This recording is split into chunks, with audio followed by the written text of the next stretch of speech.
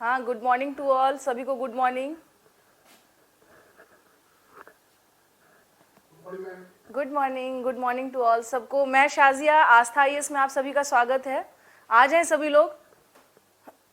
हाँ जी, Shekhar good morning, yes good morning, सुप्रभात सभी को। Priya good morning, Satyam good morning,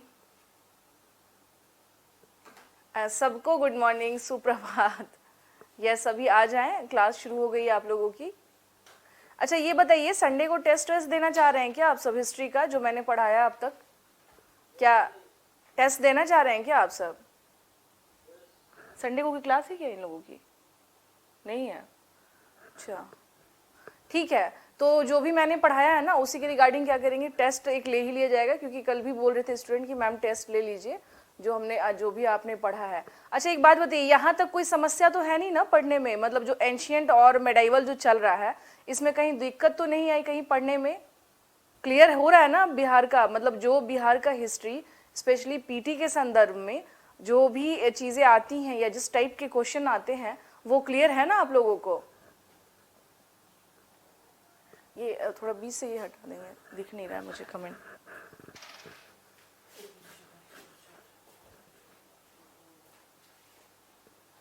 all clear है?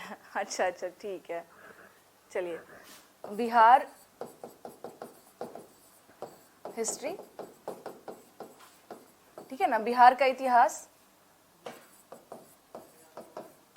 बिहार का इतिहास इतिहास। गुड मॉर्निंग स्वाति, सभी को गुड मॉर्निंग। सिद्धार्थ यस, सभी को गुड मॉर्निंग। हाँ बिल्कुल, मतलब ये है कि क्या कहते हैं टेस्ट आप लोग, अच्छा ठीक है टेस्ट ले लिया जाएगा, क्योंकि मुझे भी लग रहा है कि जितना भी आप लोग पढ़े हैं इससे एक आइडिया हो जाना चाहिए कि जो भी आप लोग पढ़ रहे हैं उसके रिगार्डिंग क्वेश्चंस। वैसे तो मैं क्लास में आप लोग से क्वेश्चंस करती ही हूँ या पूछती ही हूँ, लेकिन किस टाइप के क्वेश्चन आएंगे या क्या पैटर्न होगा ये सारी चीज़ें क्या करना होता है, थोड़ा सा देखना होता है ना क्लास के कंटेक्स्ट में। एक मिनट, ये लाइट क्यों नहीं है? जला दीजिए, अंधेरा सही लग रहा है मुझे थोड़ा। हाँ ठीक है, टेस्ट ले लिया जाएगा, कोई समस्या की बात नहीं है। हाँ हाँ टेस्ट ले लिया जाएगा, ठीक है। अच्छा उस टाइप का ही ले ठीक है, उसी टाइप का लेंगे जैसा बोल रहे हैं आप लोग, उसी टाइप का लेंगे। एक दो क्वेश्चन कर लिया जाए क्या उसी टाइप का?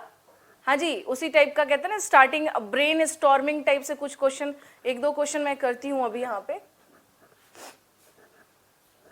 अच्छा हिस्ट्री का क्वेश्चन लास्ट में करवा दूँ, चलिए ठीक है कोई बात नहीं है। ओके ओके ओके ओके, कोई समस्या नहीं है। Good morning Deepti, good morning. चलिए अब आ जाते हैं, कल मैंने आप लोगों को शेर शाह सूरी के बारे में पढ़ाया था कि उसके कौन कौन से अभियान हुए थे, कैंपेन हुए थे। अच्छा हाँ एक चीज़ और है, जो भी अभी आए हैं तो ध्यान से सुनिएगा। आज जो है टारगेट यानी टारगेट ओरिएंटेड क्लास चल रही है आपकी मेडिवल हिस्ट्री, जो स्पेशली किसके कंटेक्स्ट में, इन कंटेक्स्ट ऑफ बिहार। किसके कंटेक्स्ट में हम लोग बात कर रहे हैं? In context of Bihar.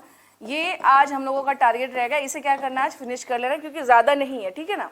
हाँ ज़्यादा नहीं है, तो आज इससे हम लोगों को क्या करना है, इसे हम लोगों को आज क्लियर कर लेना है, ठीक है।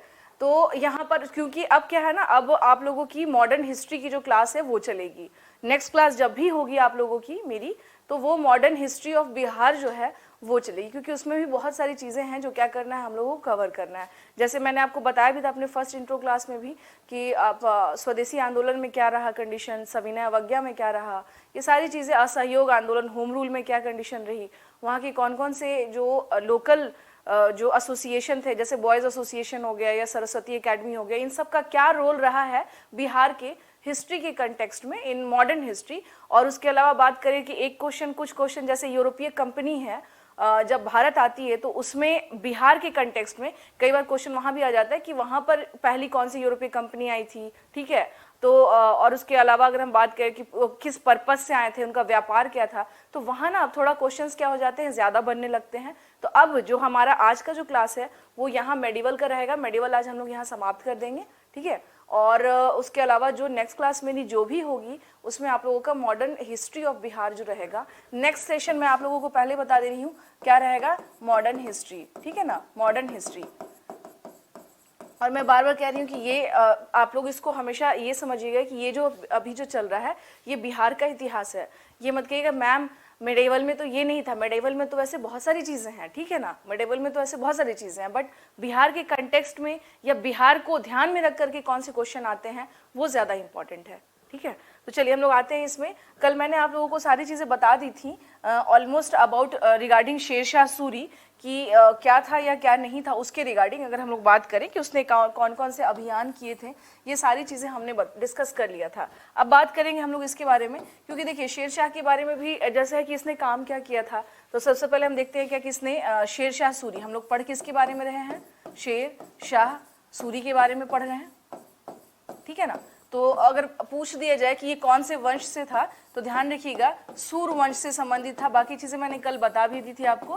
Basically he was belonging from सूर डायनेस्टी, ठीक है ना, सूर डायनेस्टी से रिलेटेड था। नेक्स्ट जो इसके रिगार्डिंग एक इंपॉर्टेंट ये है कि जो डाक सिस्टम है उसकी शुरुआत हम लोग क्या देखते हैं, हाँ जो डाक सिस्टम है, डाक सिस्टम इन द सेंस की डाक सिस्टम की अगर हम लोग बात करें या डाक प्रथा जिसको कह सकते हैं, डाक प्रथा जो है इसकी शुरुआत इसके काल में होती है, इसकी शुरुआत इसके काल में होती है, शुरुआत इसके काल में होती है, इसके काल में होती है। इट मीन्स डाक सिस्टम जो इसके काल में होती है, इसका मतलब ये हुआ, इट मीन्स कि डाक सिस्टम, पोस्टल सिस्टम, डाक नहीं, यहाँ गलत हो गया, postal system, it means postal system was started in the time period of Shershah Suri, started in the time period of Shershah Suri, ठीक है ना। शेरशाह सूरी के टाइम पे हम लोग क्या देख रहे हैं, ये स्टार्ट हुआ था। एक क्वेश्चन आता है ये कि पटना जो है ना, नाम कब से पटना रखा गया, ठीक है ना। पटना को अगेन किसने पटना के तौर पे एक तरह से स्टैब्लिश्ड किया, स्टैब्लिश्ड भी नहीं, रीस्टैब्लिश्ड की बात करें तो हम क्या देखते हैं, पटना यानी कि पटना का जो पुनर्नामांकन हम कह सकते हैं, या पटना का नाम जो है प्रॉपर, हाँ पटना का नाम जो पटना है ये माना जाता है कि शेरशाह सूरी के समय पे ही क्या हुआ था, ये रखा गया था, यानी पटना का नाम पटना, ठीक है। और इसका विस्तार शेरशाह के काल में हुआ था, और इसका विस्तार शेरशाह के काल में हुआ था, शेरशाह के काल में हुआ था, ठीक है ना, पटना का। और उसके अलावा बात करें जो जीटी रोड है जिसको हम लोग कहते हैं ग्रैंड ट्रंक रोड हम लोग कहते हैं, तो जीटी रोड का भी निर्माण किसने करवाया था, इसी शेरशाह सूरी ने। इसने क्या किया था, जीटी रोड का निर्माण किया था इसने। बेसिकली उस टाइम पे जीटी रोड तो जब ब्रिटिशर्स आते हैं फिर ये होता है, इसने जो अभी हम लोग जिस नाम से ये प्रचलित है ना, अभी ग्रैंड ट्रंक रोड के नाम से प्रचलित है, जीटी रोड का निर्माण करवाया था, ठीक है ना। It means he constructed GT road, यानी इसके टाइम पीरियड पे ही हम लोग क्या देख रहे हैं, जीटी रोड जो है वो बना था या उसका एस्टेब्लिशमेंट हुआ था।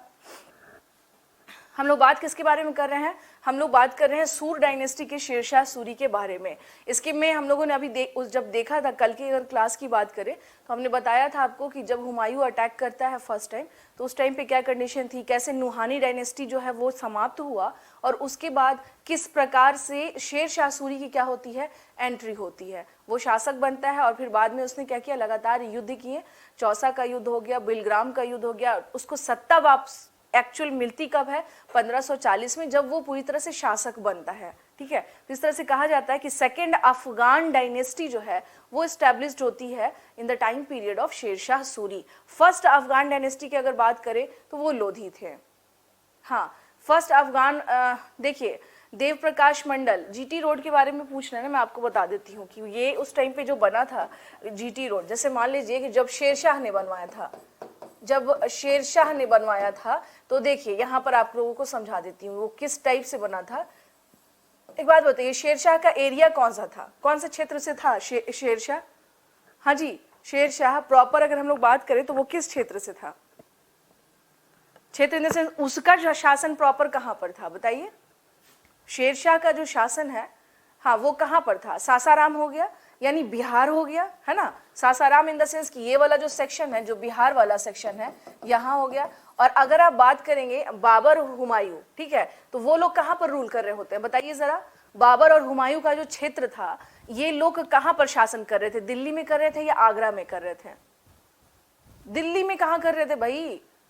मुगल शाहजहां के टाइम पे दिल्ली राजधानी बनती है, उसके पहले आगरा ही रहता है, अकबर के टाइम पे भी आगरा ही रहता है। हाँ, तो ये आगरा की अगर बात करें, देखिए ये रहा मान लीजिए हमारा ये, तो आप अगर बात करें यहाँ पर थोड़ा सा इधर आ जाइए, इधर, ठीक है ना, यूपी, ये कुछ ज्यादा ही ऐसा हो गया, बड़ा बन गया, रुक जाइए, इसको इस तरह से समझिए। ये मान लीजिए छोटा सा ये हो गया आपका बिहार हो गया, और ये हम क्या देख रहे हैं यहाँ पर हो गया यूपी, ठीक है ना, ये क्या हो गया आपका यूपी, यानी कि उस टाइम का जो वहाँ, हाँ, उत्तर प्रदेश का जो क्षेत्र हुआ। तो आगरा की अगर हम लोग बात करें, दिल्ली के नजदीक है, तो ये रहा यहाँ पर आगरा, ठीक है, आगरा। अब मैंने आप लोगों को क्या बताया था यहाँ पे, इसको इस चीज से समझिएगा। कल मैंने आप लोगों को बताया था कि शेरशाह के कुछ इंपॉर्टेंट अभियान थे, उसने बंगाल को मिला लिया था अपने साम्राज्य में, कल मैंने बताया था ना। तो अब देखिए, शासक यहाँ का है, उसने हराया किसे है? हुमायूं को हराया है। तो ये क्षेत्र जितने हैं ये सब किसके अंडर में आ गए? इसके अंडर में।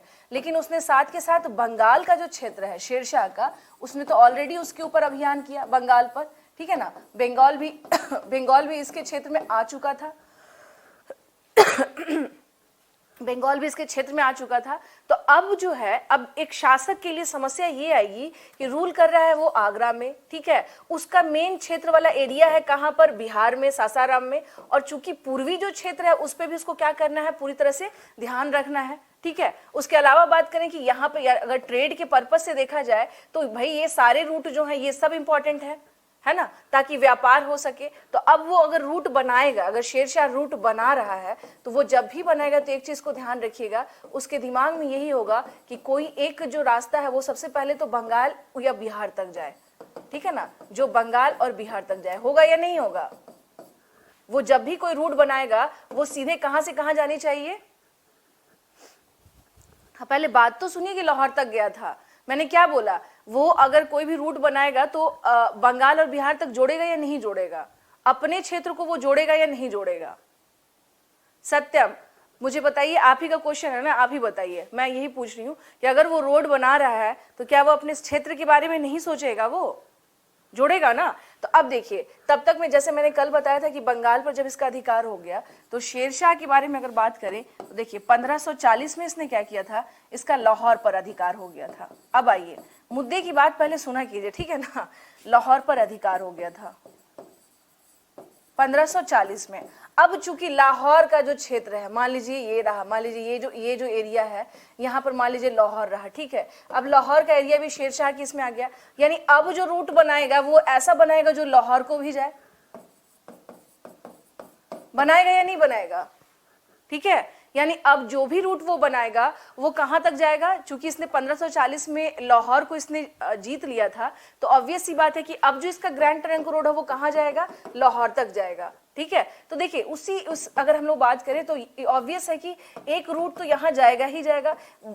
उत्तर प्रदेश को ध्यान में रखते हुए, यानी वो जिस क्षेत्र में है वहां से वो कुछ ऐसे रूट्स जरूर निकालेगा जो इजीली यहाँ भी आ सके, बनारस, इस तरह से वो रोड क्या करे, निकाल के जा सके।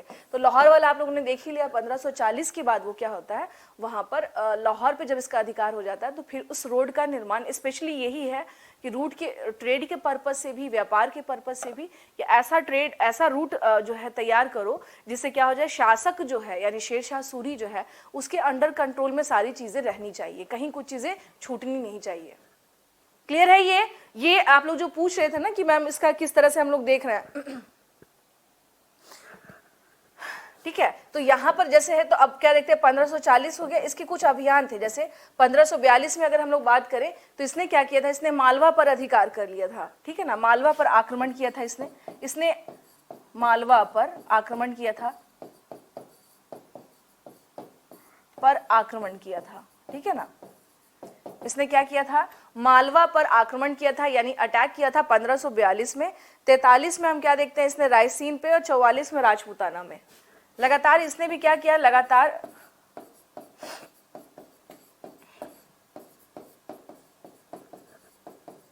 आक्रमण, और 1544 में इसने क्या किया था, राजपूताना पर आक्रमण किया था, राजपूताना पर आक्रमण। अब देखिए राजपूताना में भी अगर बात करें ना, तो जैसे मान लीजिए ये सपोज दैट कि ये अगर राजस्थान है, ठीक है ना, ये राजस्थान है, तो यहाँ का अगर हम लोग देखेंगे तो एक जो इधर वाला जो क्षेत्र पड़ता है, यानी जिधर अजमेर वगैरह हो गया, ये रहा, हाँ जिधर अजमेर वगैरह हो गया, तो इसे क्या कहा जाता है, इसे कहा जाता है मारवाड़ का क्षेत्र, ठीक है ना, मारवाड़ का क्षेत्र। इधर आ जाइए तो इधर हो गया आपका मेवाड़ का क्षेत्र, आप लोगों ने सुना होगा। फिर इधर कुछ क्षेत्र जहाँ पे कहा जाता है चित्तौड़गढ़ का क्षेत्र, चित्तौड़गढ़ का क्षेत्र, है ना। तो अजमेर मारवाड़ वाला जो क्षेत्र है, हाँ ध्यान रखिएगा कि जो मारवाड़ वाला जो एरिया है, जो इसने क्या किया था, यहाँ पर इसने राजपूताना में स्पेशली मारवाड़ के मालदेव शासक को इसने क्या किया था, पराजित किया था, मालदेव शासक को,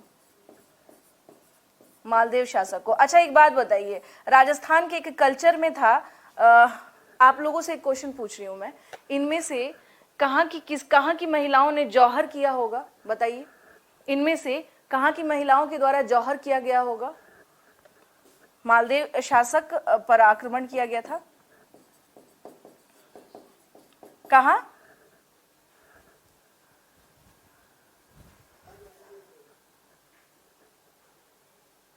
अच्छा ओके, ठीक है। राजपूताना ऑब्वियस सी बात है, राजपूताना पर देखिए राजपूताना बहुत बड़ा है, मैंने क्या बताया, अगर आप राजस्थान का देखेंगे नक्शा अभी भी क्या है, वो काफी बड़ा है। तो जब वो अटैक करता है यहाँ पर, यानी मारवाड़ पे जब वो अटैक करता है, तो उस टाइम पे हम क्या देखते हैं, हाँ राजपूताना यही हुआ। और मैंने आपको बता ही दिया कि राजपूताना में भी क्या है, क्षेत्र बटा हुआ है, हाँ क्षेत्र बटा हुआ है, मारवाड़ का क्षेत्र है, जो अजमेर और ये सब का जो क्षेत्र वो मारवाड़ हो जाता है। इधर इस तरफ आ जाए तो आप क्या देखेंगे, मेवाड़ का क्षेत्र हो जाता है। तो यहाँ पर हम क्या देखते हैं कि यहाँ की महिलाओं ने जौहर किया था। तो स्पेशली राजपूताना के एरिया में क्या था, ये चीज, ये कल्चर बहुत ज्यादा था कि अगर किसी बाहरी शासक का या किसी बाहरी अटैकर्स का अटैक होता है और उसका जो मेन राजा है, अगर उसकी हत्या हो जाती है या वो उस ऐसी कंडीशन क्रिएट हो जाती है कि वो उसकी मृत्यु हो गई है या फिर उस आक्रमण में वो मारा गया, तो वहाँ की जो महिलाएं जो होती थी, जौहर और सती में फर्क समझ लीजिएगा। सती जो होता है वो मेनली तब होता है कि जब किसी महिला की उस टाइम पर होता था, स्पेशली एलाइट क्लास की महिलाओं में, यानी जो अपर क्लास की जो महिलाएं होती थी, क्षत्रिय वगैरह, उन्हीं के यहाँ ज़्यादा कल्चर था ये। तो हम क्या देखते हैं कि जब किसी के पति की मृत्यु होती थी, उसके साथ साथ ही वो क्या हो जाती थी, सती हो जाती थी। यानी ये मानना था कि पति के बिना मेरा कोई अस्तित्व नहीं है, तो उसे कहा जाता था सती सिस्टम। जौहर में क्या होता था कि किसी शासक का अटैक हुआ, जब अटैक हुआ तो उसके साथ साथ बहुत सारे सिपाही वगैरह सब होते थे। तो उस किले की जो महल में जितनी रानियां या जितने भी महिलाएं होती थी, उनको एक डर होता था कि भाई, क्योंकि ऑब्वियस सी बात है महिलाओं पे ही सबसे पहले क्या होता है, अटैक होता है इस तरीके का। तो इस स्थिति से बचने के लिए वो लोग क्या करती थी, कंबाइनली रूप से वो क्या करती थी, अपने प्राण त्याग देती थी। और उसी कंडीशन को कहा जाता था जौहर। जौहर ग्रुप में किया जाता था, सती सिंगल किया जाता था, यानी सती जो है वो सिंगल एक महिला के द्वारा किया जाता था परफॉर्म। हाँ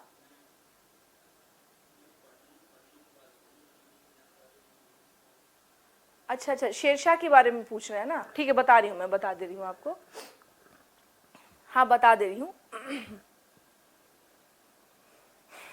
ठीक है, तो ये चीज थोड़ा सा क्लियर रखिएगा कि किसको जौहर बोलते हैं और किसको जौहर किसे बोला जाता है या फिर सती सिस्टम किसे बोला जाता है। दोनों में फर्क को हमेशा समझिएगा, ये नहीं कि एक साथ दोनों के दोनों मिला दिया हम लोगों ने, ठीक है, एक साथ दोनों के दोनों को मिला दिया, ये सही नहीं है, ऐसी गलती करना भी नहीं है, ठीक है, ऐसी गलती करना भी नहीं है।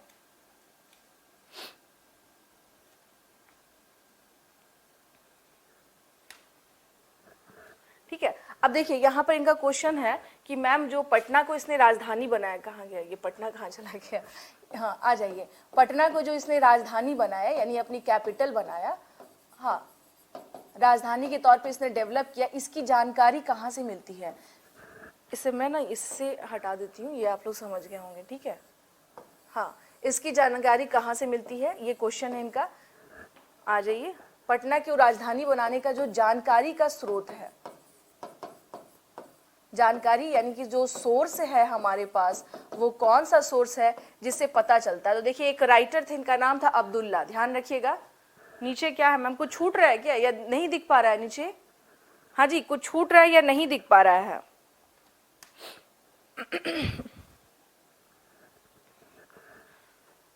नीचे ये है मालदेव पर आक्रमण किया था। जानकारी की बात करें तो हम लोग क्या देखते हैं, तारीख ए दाऊदी, किताब का नाम क्या है, तारीख ए दाऊदी, ठीक है ना, तारीख ए दाऊदी इस किताब का नाम है, तारीख ए दाऊदी। और ये रचना किसकी है, ये रचना है अब्दुल्ला की, ये रचना किसकी है, अब्दुल्ला की। इस नाम है इनका, जो राइटर है इनका नाम है अब्दुल्ला। यानी किससे हमें जानकारी मिलती है, अब्दुल्ला द्वारा रचित, अब्दुल्ला द्वारा रचित तारीख दाऊदी जो है ये सोर्स है हमारे पास, जिससे पता चलता है कि शेर शाह सूरी ने क्या किया था, पटना को फिर से क्या किया, डेवलप किया, और उसके पुनरुद्धार को लेकर के ये सारे के सारे। अच्छा नीरज पूछ रहे हैं, देखिए 1544 में हम देखते हैं राजपूताना पर आक्रमण हुआ था। मालदेव यहाँ का क्या था, शासक था, जिसकी शेर शाह सूरी ने क्या किया था, इसे पराजित कर दिया था। ठीक है, तो पटना के बारे में अगर बात करें तो हम लोग क्या देखते हैं कि तारीखे दाऊदी जो है ये स्पेशली अब्दुल्ला के द्वारा रचित बुक है, जिसके अनुसार हमें पता चलता है।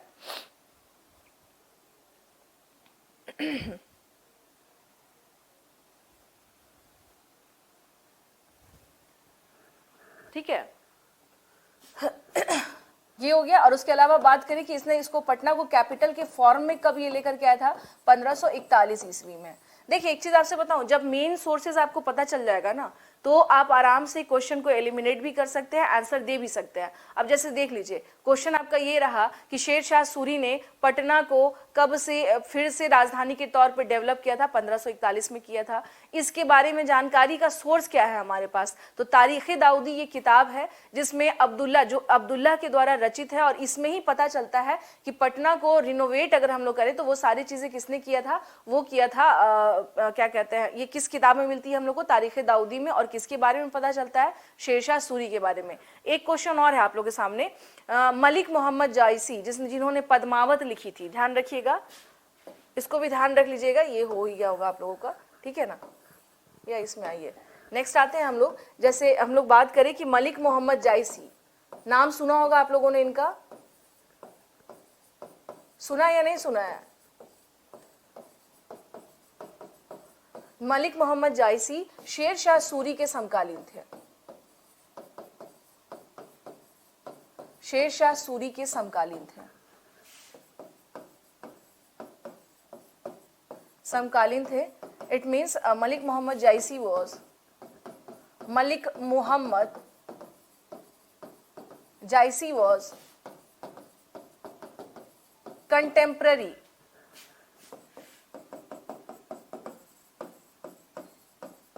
Contemporary of Sher Shah Suri, of Sher Shah Suri, यानी शेर शाह सूरी के कंटेम्पररी कौन थे। और मलिक मोहम्मद जायसी की रचना कौन से है, पद्मावत, जो आप लोगों ने सुना है, पद्मावत जो बहुत फेमस रचना है, वो किसकी रचना थी, इन्हीं की रचना थी। पढ़ा या नहीं, देखा या नहीं देखा है, फेमस बुक। इसीलिए आप लोगों को एक चीज और बता देती हूँ, ध्यान रखिएगा, मलिक मोहम्मद जायसी के बारे में अगर बात किया जाए, क्योंकि इसमें मलिक मोहम्मद जायसी ने स्टोरी किसका उठाया है, अलाउद्दीन खिलजी का, जो कि 1290 में है। अलाउद्दीन खिलजी का कहानी इन्होंने उठाया है, ठीक है। तो अब बात किया जाए कि जब ये उस टाइम पे है ही नहीं, तो ऑब्वियस ही बात है कि ये क्या है, एक तरह से फिक्शन की कहानी है। फिक्शन इन द सेंस की इमेजिनेशन है, कवि की कल्पना है। अच्छा, मूवी देखे हैं, तो अब आप एक बात बताइए, अगर ये शेर शाह सूरी के समकालीन है तो क्या मलिक उस टाइम पर अलाउद्दीन खिलजी है क्या, बताइए आप लोग, हाँ जी बताइए।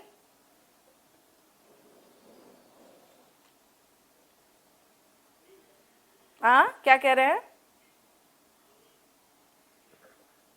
नहीं है ना, तो बस यही चीज है, इसको ध्यान रख लेना है भावना, कि अगर कभी आपको कंफ्यूजन भी हो कि क्या मलिक मोहम्मद जायसी जब जो किताब है जो लिखी है उन्होंने, तो ये ऑब्वियस सी बात है कवि की कल्पना है, क्योंकि वो टाइम पीरियड ही नहीं है, कहाँ 1290 और कहाँ 1540 के आसपास हम देख रहे हैं शेर शाह सूरी शासक बन रहा है, और उस टाइम पे ये इनके समकालीन है, तो एक लंबा गैप है। और इस गैप को हम लोग कह सकते हैं कि that is exactly this is the fiction of a writer. ये एक फिक्शन बुक किसी को कहा जाता है, इंग्लिश में फिक्शन का मतलब ही होता है जो आपके इमेजिनेशन से जो क्रिएट की जाती है जो कहानी, उसे ही कहा जाता है फिक्शन बुक। ठीक है ना। इमेजिनेशन यानी कि जो आप सोचते हैं और जो आपने उस सोच करके जो बुक लिखी, that is known as fiction book, उसे ही कहा जाता है फिक्शन बुक।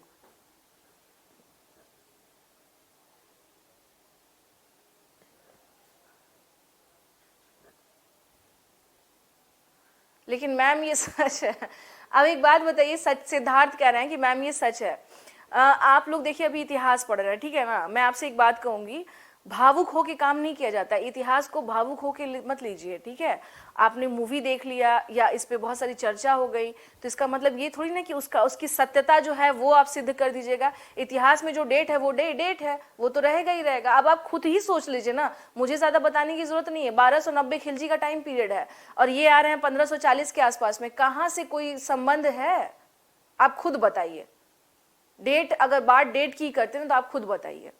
इनके पास जो सोर्सेज थे उस हिसाब से उन्होंने सोचा और इमेजिनेशन के तहत पर इन्होंने किताब लिखी, ठीक है। तो कुछ चीजों पे कहते हैं ना तार्किक, आप लोग साइंटिफिक एजुकेशन ले रहे हैं, साइंटिफिक का मतलब ही होता है कि जो तर्क पर रख करके जो एजुकेशन ली जाती है, ठीक है। तो आप वो एजुकेशन ले रहे हैं और हमेशा क्या है कि वो एक कहावत होती नहीं, कौवा कान ले गया, तो ये काम नहीं करना है, ठीक है ना, कि कौवा कान लेकर के उड़ गया तो हम मान लिए कि हाँ ऐसा हो गया। नहीं, आपके पास डेट है, टाइम पीरियड है, आप सबको एक साथ मिला करके चेकआउट कीजिए क्या सही में ऐसा है, अगर है तो ठीक है। अच्छा, 1290 के बारे में, 1290 आप जो कह रहे, देखिए 1290 में खिलजी जो डायनेस्टी वो स्टैब्लिश्ड हो जाती है, 96 में अलाउद्दीन खिलजी आ जाता है। तब भी 1296 से भी अगर आप लेते हैं 1320 तक, 25 तक भी आप जाते हैं तो भी आप देख लीजिए कितना लंबा गैप है। 1540 तो बहुत दूर की बात हो गई, ठीक है। तो थोड़ा सा क्या किया कीजिए स्टूडेंट, आप सभी के सभी मैं यही कहूंगी कि थोड़ा साइंटिफिक एजुकेशन जो होता है ना, यानी तर्क के आधार पर चीजों को बात किया कीजिए, ठीक है। और स्पेशली मैं इस एज अ हिस्ट्री के टीचर मैं जरूर बताऊंगी आप लोगों को कि कोशिश किया कीजिए कि जिसने जो कह दिया हमने वो मान लिया। अरे भाई आप खुद देख लीजिए कि कहाँ मैच कर रहा है, कोई मैच, कुछ है ही नहीं, मैच ही नहीं है। तो अब देख लीजिए हम लोग क्या देखते हैं कि शेरशाह सूरी क्या थे, इनके कंटेम्पररी थे, कंटेम्पररी इन द सेंस की समकालीन थे। 1541 में इसने क्या किया था, जो पटना जो है उसको फिर से एक तरह से रिनोवेट करवाया, यह सारी चीजें, ठीक है। अब बात करेंगे कि इसका अंतिम युद्ध किसके साथ हुआ था।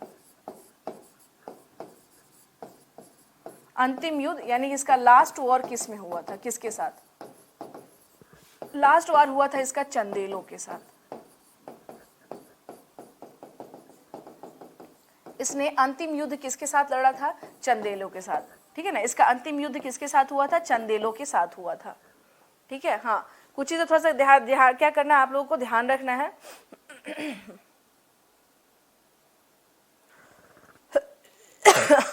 हाँ, कुछ चीजें क्या करनी है आप लोगों को, थोड़ा सा ध्यान रख करके, हमेशा सोच समझ के, कि ये नहीं कि हाँ क्या होगा क्या नहीं होगा, ठीक है।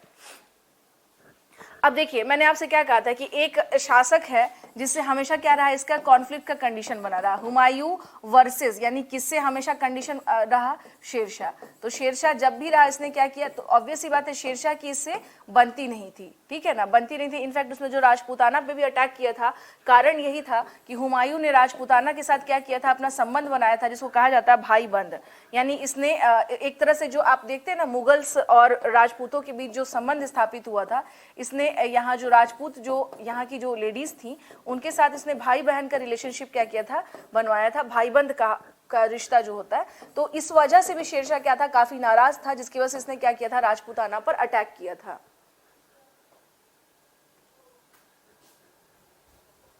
तो जैसी ने शेरशाह के बारे में कुछ बताया क्या?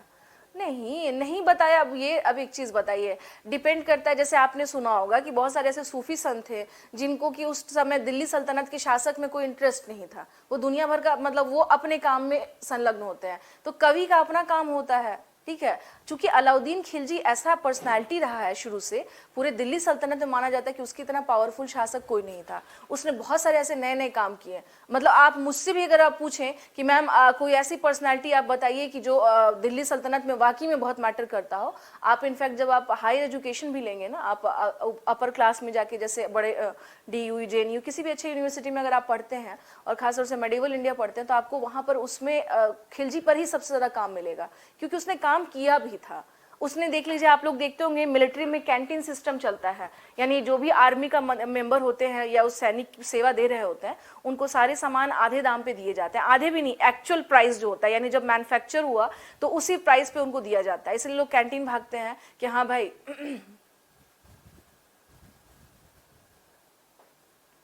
हाँ ठीक है ना। तो ये इस चीज को थोड़ा सा क्या करना है, ध्यान रखना है कि उसने जो कैंटीन सिस्टम, सोचिए वो जो लेकर आया था वही कैंटीन सिस्टम आज भी एग्जिस्ट करता है। आप इनफैक्ट आप जब मेंस का पेपर देंगे तो यूपीएससी हो या कई बार स्टेट पीसीएस में भी, जैसे बिहार में भी, तो अगर इसके ये क्वेश्चन जो है ना कि अलाउद्दीन पे रख करके कि अलाउद्दीन की जो पॉलिसी थी, मार्केट पॉलिसी हो गई, या अलाउद्दीन की जो मिलिट्री के अकॉर्डिंग जो उसने पॉलिसी बनाई, ये सारी पॉलिसीज किस प्रकार से प्रासंगिक हैं आज के संदर्भ में भी, है ना। तो अलाउद्दीन एक पर्सनालिटी ही ऐसी कि लोग उस पर रिसर्च करते थे या उस पर कुछ ना कुछ सोचते थे, समझ गए। तो इसलिए इसके लिए परेशान नहीं होना है, इसके लिए ये होता है कि जो कोई पर्सनालिटी में वो बात होती है तभी तो आप उस पर वर्क करते हैं। तो अलाउद्दीन बहुत फेमस था। तो ये ध्यान रखना कि शेर शाह ने भी राजपूताना पे क्यों अटैक किया था, क्योंकि हुमायूं ने राजपूताना से अपने संबंध डेवलप किए थे, और वही संबंध आप बाद में आगे भी देखिएगा कि अकबर हो गया, जहांगीर हो गया, शाहजहां, वही चीजें फिर से चलती रही लंबे समय तक। तो शेरशाह के बारे में अगर हम लोग बात करें यहाँ पर, तो चंदेलों के साथ हम क्या देख रहे हैं कि इसका लास्ट जो है आक्रमण हुआ था, और यहाँ पर शेरशाह को एक बात बुरी लगती थी कि जो भी शासक हुमायूं को हेल्प करते थे, शेरशाह की पर्सनली उससे क्या हो जाती थी, दुश्मनी बढ़ जाती थी। यानी उसको अगर पता चल गया कि हुमायूं को इस शासक ने मदद किया तो ये फिर अगेंस्ट हो जाता था किसके, उस शासक के, ठीक है।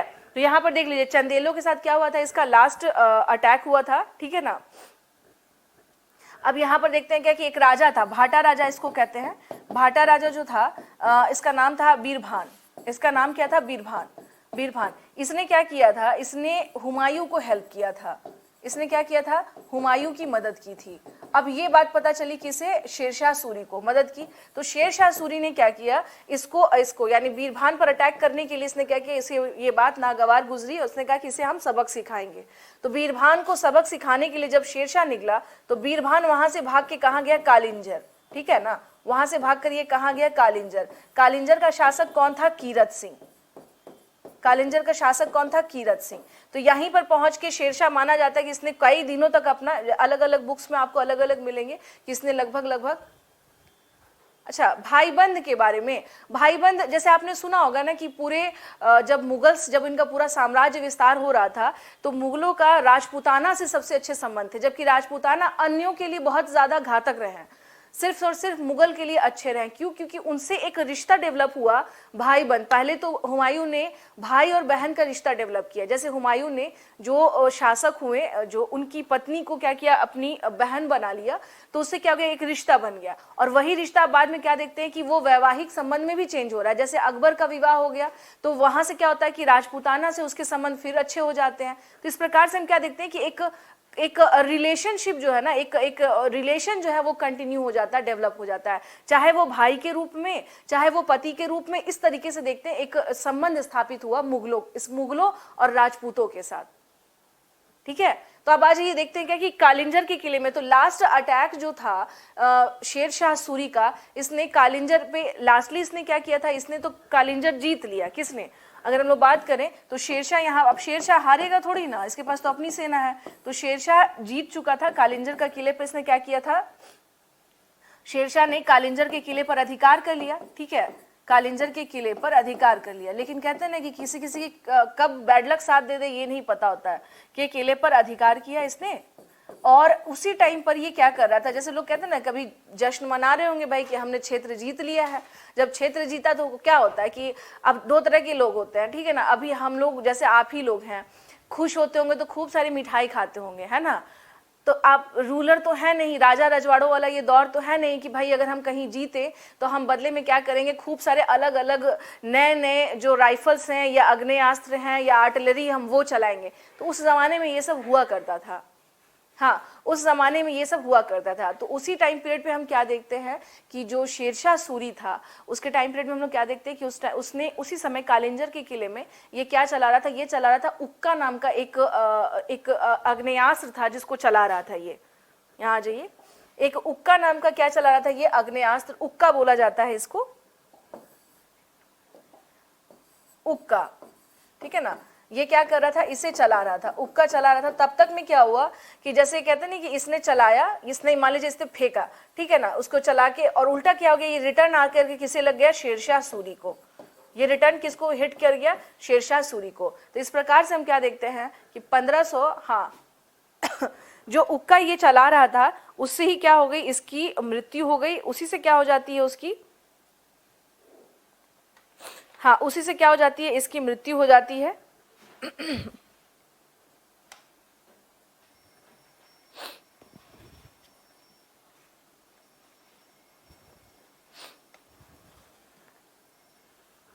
ठीक है, मृत्यु हो जाती है। तो हम क्या देखते हैं इसका कि ये जो है 1545 ईस्वी में, कब, 1545, इसको हाथ गोला भी कह सकते हैं आप लोग, बट ये यहाँ का नहीं था जो ये चला रहा था, उक्का से कहा जाता था।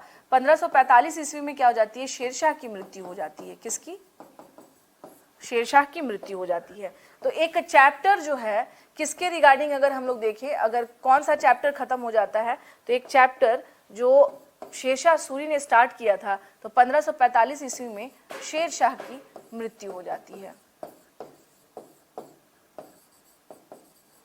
शेरशाह की मृत्यु हो जाती है, ठीक है, मृत्यु हो जाती है। तो एक तरह से कह सकते हैं कि जिस तरह से हमने देखा था ना कि कुतुबुद्दीन ऐबक घोड़े से गिर जाता है तो उसकी डेथ हो जाती है, उसी तरह का हम क्या देखते हैं शेरशाह सूरी के मामले में होता है कि एक घटना घटती है और उस घटना में क्या होता है, शेरशाह सूरी की मृत्यु हो जाती है। तो 1545 ईस्वी में इस प्रकार से शेरशाह की मृत्यु हो जाती है। और एक चैप्टर, एक जो स्वर्णिम अध्याय चल रहा था सूरवंश का, वो यहाँ पर समाप्त हो जाता है। इसके बाद अगर आप बोलेंगे कि क्या मैम इसके बाद शासक नहीं आए थे, शासक आए थे।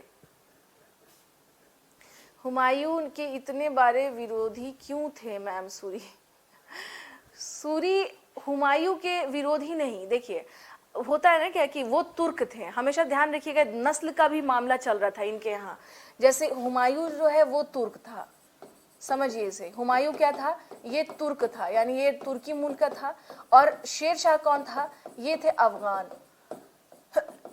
शेरशाह कौन था, ये थे अफगान, ठीक है। तो मैंने आपको बताया भी था कि दिल्ली सल्तनत में एकमात्र जो अफगान शासक रहे हैं वो लोधी थे, ठीक है। और उसके बाद अगर हम लोग बात करें जब मेडिवल टाइम पीरियड आता है तो जो सेकेंड अफगान जो आते हैं, हाँ वो तो मैंने बता ही दिया था। चलिए, तो उसके बाद हम क्या देखते हैं कि इस शेरशाह के टाइम पर क्या होता है, ये आते हैं। तो एक नस्लीय जो होता है ना, श्रेष्ठता वाली बात होती है। अफगानी सोचते थे कि हम सब बहुत ज्यादा क्या है, स्ट्रांग हैं, और जो तुर्की नस्ल के थे, यहाँ नस्लीय भेद भी था इन लोगों में बहुत ज्यादा। एक कॉन्फ्लिक्ट था कि हम ज्यादा श्रेष्ठ हैं, वो उनका सोचना था हम ज्यादा, उनका कहना था हम इनके अंडर में नहीं रहेंगे, इनका कहना था हम इनके अंडर में नहीं रहेंगे। इनफैक्ट अगर आप देखिएगा तो बाबर को युद्ध लड़ना पड़ा था, घग्घर का युद्ध जो वो लड़ता है, तो घग्घर का युद्ध किसके किसके साथ हुआ था बताइए जरा। हाँ जी, घग्घर का युद्ध, जिसको घाघरा का युद्ध भी बोलते हैं, किसके किसके साथ लड़ा था बाबर ने? अफगानिस्तान के साथ लड़ा था। अंकुश कह रहे हैं कि अफगानिस्तान के साथ लड़ा था। हाँ सिद्धार्थ, चौसा बिलग्राम का युद्ध, ये मैंने कल बता दिया था। हाँ मैंने कल ही बताया था ना आप लोगों को कि जो बाबर का जो युद्ध हुआ था, घाघर का जो युद्ध हुआ था, वो बेसिकली क्या हम देखते हैं कि बंगाल और अफगान की संयुक्त सेना को उसने हराया था। याद रखिएगा, combined military of Afghan and Bengal. तो चूंकि अफगानी जो है वो बिल्कुल पसंद ही नहीं करते थे तुर्कों को, तो एक बहुत बड़ा रीजन रहा है। तो नस्लीय भेद आप समझ गए ना, इस चीज को लेकर हमेशा क्या रहा है, कॉन्फ्लिक्ट रहा, ठीक है। तो ज्यादा दूर जाने की जरूरत नहीं है, एक नॉर्मल सी चीज देखिएगा कि अमेरिका बहुत डेवलप हो चुका है, सारी चीजें हैं, लेकिन वहां पर अब चल रहा है ना, मूवमेंट चल रहा है ब्लैक लाइव्स मैटर, कि भाई जो वहाँ जो अश्वेत लोग हैं उनके साथ बहुत भेदभाव किया जाता है, और जो गोरे हैं उनको माना जाता है कि हम क्या है, हम सबसे श्रेष्ठ नस्ल के हम हैं। ये तो आज भी एग्जिस्ट कर रहा है दुनिया में, समझ गए बात। तो ये दोनों के दोनों क्या है, लड़ाकू, ध्यान रखना है, दोनों के दोनों क्या थे, लड़ाकू कम्युनिटी से हैं, दोनों के दोनों कबायली क्षेत्र से हैं, यानी कि दुर्गम इलाके से आते हैं, और दोनों के दोनों चाहते थे कि हम अपना शासन क्या करें, स्थापित करें। तो जब जो शासक कमजोर पड़ा उस समय इन्होंने क्या किया, ओवरलैप किया। तो डिपेंड करता है कि अफगान के टाइम पे कोई ऐसे शासक थे क्या, तो अफगान पे उस टाइम तक नहीं दिखते, बट शेरशाह को जैसे ही मौका मिलता वो लीड लेता है यहाँ पे तुरंत। हुमायूं कमजोर पड़ जाता है। हुमायूं में एक समस्या ये भी थी, ऐसा नहीं कि उसने युद्ध नहीं लड़ा, हुमायूं के बारे में में इतिहासकारों का यही कहना है कि अपने जानते में मतलब एक कहते हैं ना कि लड़खड़ाते लड़खड़ाते उसकी लाइफ चली थी और लड़खड़ाते लड़खड़ाते समाप्त हो गई।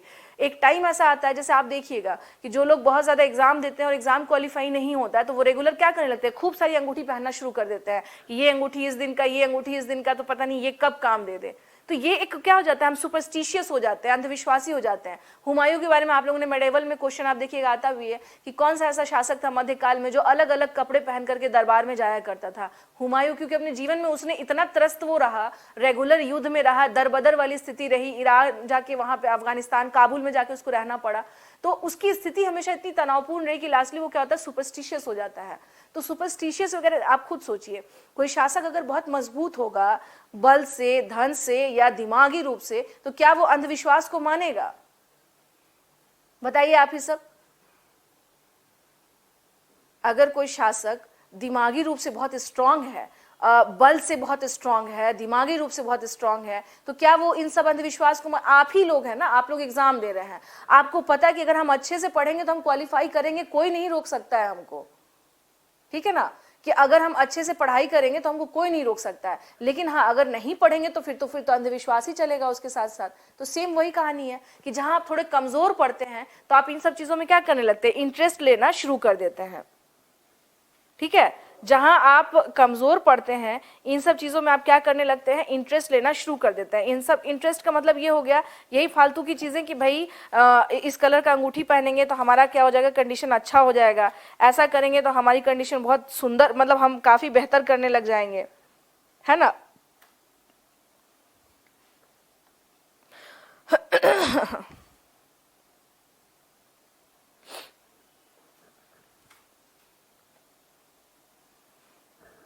चलिए, तो ये क्या हम देखते हैं कि इसके द्वारा इसकी जो है उपकर चलाने के दौरान क्या होती है, इसकी मतलब मृत्यु हो जाती है। कुछ चीजें जैसे आ जाए कि इसके द्वारा क्या क्या निर्माण कराया गया था या क्या कंस्ट्रक्शन करवाया गया था। निर्माण की अगर बात करें, इसने क्या क्या जो कंस्ट्रक्शन का काम अगर कह लीजिए,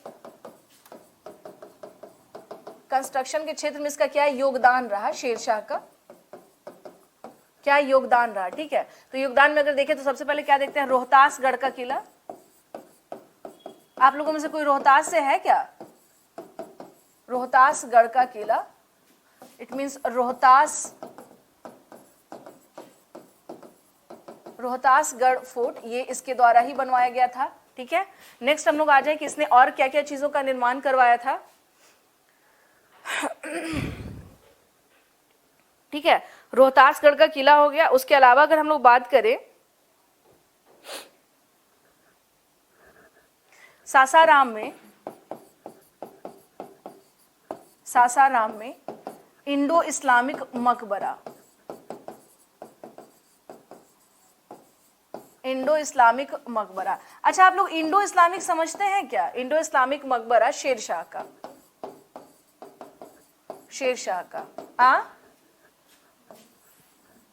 आप लोग कुछ समझते हैं कि what do you mean by Indo Islamic, ये क्या है? आप लोग शायद पढ़ रहे होंगे लगातार इस वर्ड को।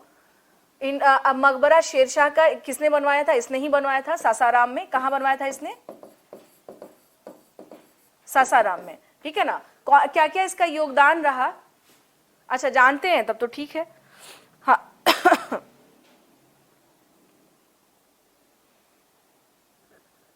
ठीक है। और हम लोग बात करें तो पटना में भी हम लोग क्या देखते हैं कि इसके द्वारा क्या किया गया था, एक मस्जिद बनवाई गई थी। पटना में शेरशाह के द्वारा एक मस्जिद का निर्माण करवाया गया था, एक मस्जिद का निर्माण करवाया गया था। देखिए, इस्लामिक का मतलब ही हो जाता है करवाया गया था, ठीक है। पटना में इसने क्या किया था, एक मस्जिद का निर्माण करवाया था, यानी मॉस्क वाज कंस्ट्रक्ट, भारत और यूनानी, इंडिया और इस्लाम की कला मिश्रण। हाँ, मतलब अमेलगेशन इसको बोलते हैं इंग्लिश में, amalgamation of Indian and Islamic art. In the sense आपको बता दूं, जैसे अगर ताजमहल आप जाते हैं देखने के लिए, तो जब आप ताजमहल के एंट्री गेट पर, जब जैसे ही आप ताजमहल का, जैसे मान लीजिए ये हो गया एंट्री गेट, ठीक है ना, यहाँ पर मान लीजिए, ठीक है, ये हो गया एंट्री गेट। जैसे ही आप एंटर करेंगे तो यहाँ आपको क्या दिखाई देगा, एक कलश दिखाई देगा। इंटर करते के साथ आपको क्या दिखाई देगा, कलश। अब ये मकबरा किसका है भाई? मकबरा है मुमताज महल का, यानी ये एक मुस्लिम मकबरा है अगर देखा जाए तो, ठीक है ना, ये मुस्लिम मकबरा। बट यहाँ कलश है, कलश तो ये हिंदू रीति रिवाज के तहत आता है, यानी हिंदू स्थापत्य का पार्ट हो गया। तो ये हम लोग क्या देखते हैं कि जब यहाँ पर, चूंकि देखिए अगर यहाँ पे बस एक चीज से समझ लीजिएगा कि अगर ये लोग जब बाहर से जो लोग आए थे, तुर्क आए थे, तो ऐसा थोड़ी ना कि अपने साथ साथ सारे लेबर को लेकर के आए होंगे, राजमिस्त्री को लेकर के आए होंगे। तो जो यहाँ के लोग, आखिर राजमिस्त्री तो सब यहीं के थे ना, ये यहीं के लोग थे जो बना रहे थे, इंस्ट्रक्शन इनका था कि भाई ऐसे ऐसे होगा, वैसे वैसा होगा। लेकिन जहाँ मतलब कहते हैं ना कि चूंकि बनाने वाले जो हैं वो यहीं के हैं, आइडिया इनका है, तो वही ये कंडीशन आप क्या देखिए कि जो बनाने वाले थे उनको जहां ऐसा लगता था वो अपने हिसाब से कुछ भारतीय जो हमारे यहाँ चलता था ट्रेडिशन उसे उसमें फिट कर देते थे। तो ये चीजें होती चली आई हैं। तो इसे कहा जाता है इंडो स्थापत्य, इसको कला शैली कहा गया है। ठीक है, तो बहुत सारी चीजें आपको क्या है हाँ क्या है, शेरशाह के द्वारा देखिए बनवाया गया था। हाँ जी लिख लीजिए, इसमें आइए पहले लिख लीजिए, इंडो इस्लामिक, आ जाइए आइए, इंडो इस्लामिक हम लोग क्या देखते हैं, ये मकबरा है। अच्छा, पटना में इसके द्वारा जो मॉस्क बनवाया गया है वो कहां पर बनवाया गया है, ये पटना में बनवाया गया है। पटना में क्या है, क्या चीज का क्या नाम था? हाँ जी आप लोग बताइए जरा, इनका क्वेश्चन है कि कंस्ट्रक्शन हिंदूज का, हाँ बिल्कुल सही कह रही है भावना। हाँ जी इनका क्वेश्चन है क्या नाम है इनका, कि मैम मस्जिद का क्या नाम था, जरा बताइए। तो शेरशाह के द्वारा बनवाया गया मस्जिद जो था उसका क्या नाम था? हाँ जी बताइए आप सबके सामने क्वेश्चन है कि शेरशाह के द्वारा बनवाया गया जो मॉस्क था उसका क्या नाम था? पटना में, स्पेशल पटना की बात कर रहे हैं हम लोग।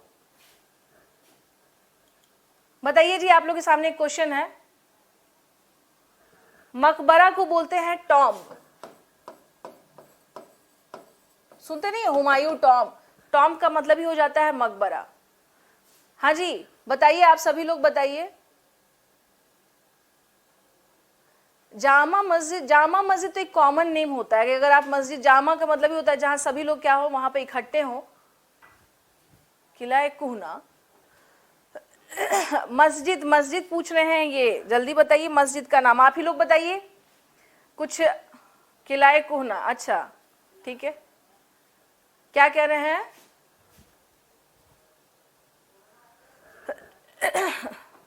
चलिए भाई, ये क्वेश्चन जो है ना, ये मस्जिद वाला, ये क्वेश्चन ऐसा करिएगा, अलग अलग जगहों पर कहीं पे किला कुहना है, कहीं कहीं पे आपको जामा मस्जिद मिलेगा, कुछ जगह पे कुछ कहा जाता है कि इसको शेरशाह का ही, इसको मस्जिद के नाम से ये फेमस था कि मस्जिद ऑफ शेरशाह के नाम से भी ये फेमस है। ठीक है, ये 3 ऑप्शन है। 3 ऑप्शन में आपको करना क्या है, 3 ऑप्शन में आपको करना है कि पता करना है कि एग्जैक्टली नाम क्या था पटना के मस्जिद का जो शेरशाह ने बनवाया था। ठीक है, और जामा मस्जिद की अगर बात करें तो जामा मस्जिद कोई स्पेसिफिक नेम नहीं होता है, जामा मस्जिद का मतलब ही होता है जहां लोग इकट्ठे होते हैं और वहां पर प्रे करते हैं, इसलिए उसको एक कॉमन नाम दे दिया जाता है, दैट इज जामा मस्जिद। ठीक है, जहां सभी लोग जमा हो, उस मस्जिद को कहा जाता है क्या, जमा मस्जिद, यानी जहां सब लोग क्या हो रहे हैं, इकट्ठे हो रहे हैं। ठीक है, तो चलिए ये हम लोग क्या देखते हैं कि ये पटना में क्या किया गया था, शेरशाह के द्वारा मस्जिद का निर्माण करवाया गया था। ठीक है, एक चीज और ध्यान रखिएगा, इसके टाइम पर यानी शेरशाह के टाइम पर ही क्या था, शेरशाह के समय पर ही हम लोग क्या देखते हैं, सराय का निर्माण होना शुरू होता है। अब पूछेंगे कि मैम सराय किसको कहते हैं, सराय होता क्या है? तो देखिए, सराय का मतलब होता था कि जैसे अगर आप कोई यात्री हैं, आप अगर यात्री हैं, ट्रेवलर हैं, ठीक है ना, आप यात्री हैं, आप क्या कर रहे हैं, यात्रा कर रहे हैं, लेकिन आपको कहीं पर रुकना हो गया, स्टे करना हो गया, तो इस जगह पर उसके बाद फिर अपनी यात्रा आप क्या करेंगे, कंटिन्यू करेंगे। तो जहां आप स्टे कर रहे हैं इस जगह को सराय बोला जाता था। तो इसका निर्माण हम क्या देखते हैं, शेरशाह के समय से इसकी शुरुआत हो जाती है। शेरशाह के काल में, शेरशाह के काल में हम क्या देखते हैं, सराय का निर्माण, सराय के निर्माण की शुरुआत हो जाती है, के निर्माण की शुरुआत हो जाती है, की शुरुआत हो जाती है। ठीक है ना, शेरशाह के बाद हम लोग क्या देखते हैं कि सराय का निर्माण, सराय का मतलब हो जाता है एक तरह से रेस्टिंग हाउस, हाँ जहां पे अब ये कुछ पता करिए, आप लोगों के लिए क्वेश्चन है, बता तो रही हूँ। जैसे आप लोगों ने सुना होगा ना कि औरंगजेब ने मस्जिद बनवाया था, मोती मस्जिद बनवाया था, ठीक है, लाल किले के अंदर में उसने मोती मस्जिद बनाया है। और भी मुगल के कुछ शासक थे जिन्होंने मोती मस्जिद का निर्माण करवाया है, ठीक है। तो उसी तरह से मस्जिद आप लोग बताइए, मुसाफिर खाना भी बोल सकते हैं, हाँ बिल्कुल सही है। सराय का मतलब ही होता है कि आप वहाँ पे क्या करिए, रेस्ट कर लीजिए। तो सराय का निर्माण हम लोग देखते हैं इसके टाइम पर क्या हो रहा है, अच्छा खासा सराय जो है वो डेवलप हुआ था इन द किसके टाइम पीरियड पर, शेरशाह के टाइम पीरियड पर। वैसे भी देखिए इसने सबसे ज्यादा रोड वगैरह बनवाया है, तो ऑब्वियस सी बात है कि ये भी चीजें उसने क्या करेगा, वो बनवाएगा ही बनवाएगा, ठीक है। ये भी चीजें क्या करेगा, वो बनवाएगा ही बनवाएगा।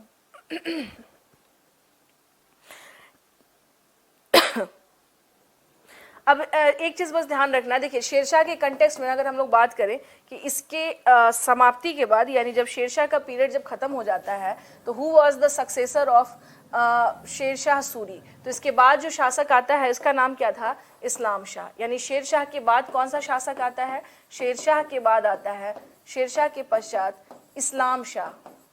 अच्छा, आप लोगों को 4 ऑप्शन दे दिए, ठीक है ना। देखिए किला कुहना हो गया, जामा मस्जिद हो गया, या शेरशाह मस्जिद हो गया, या मोती मस्जिद हो गया। 4 ऑप्शन हो गया आप लोगों के पास। अब बताइएगा कौन सा इसमें मस्जिद है।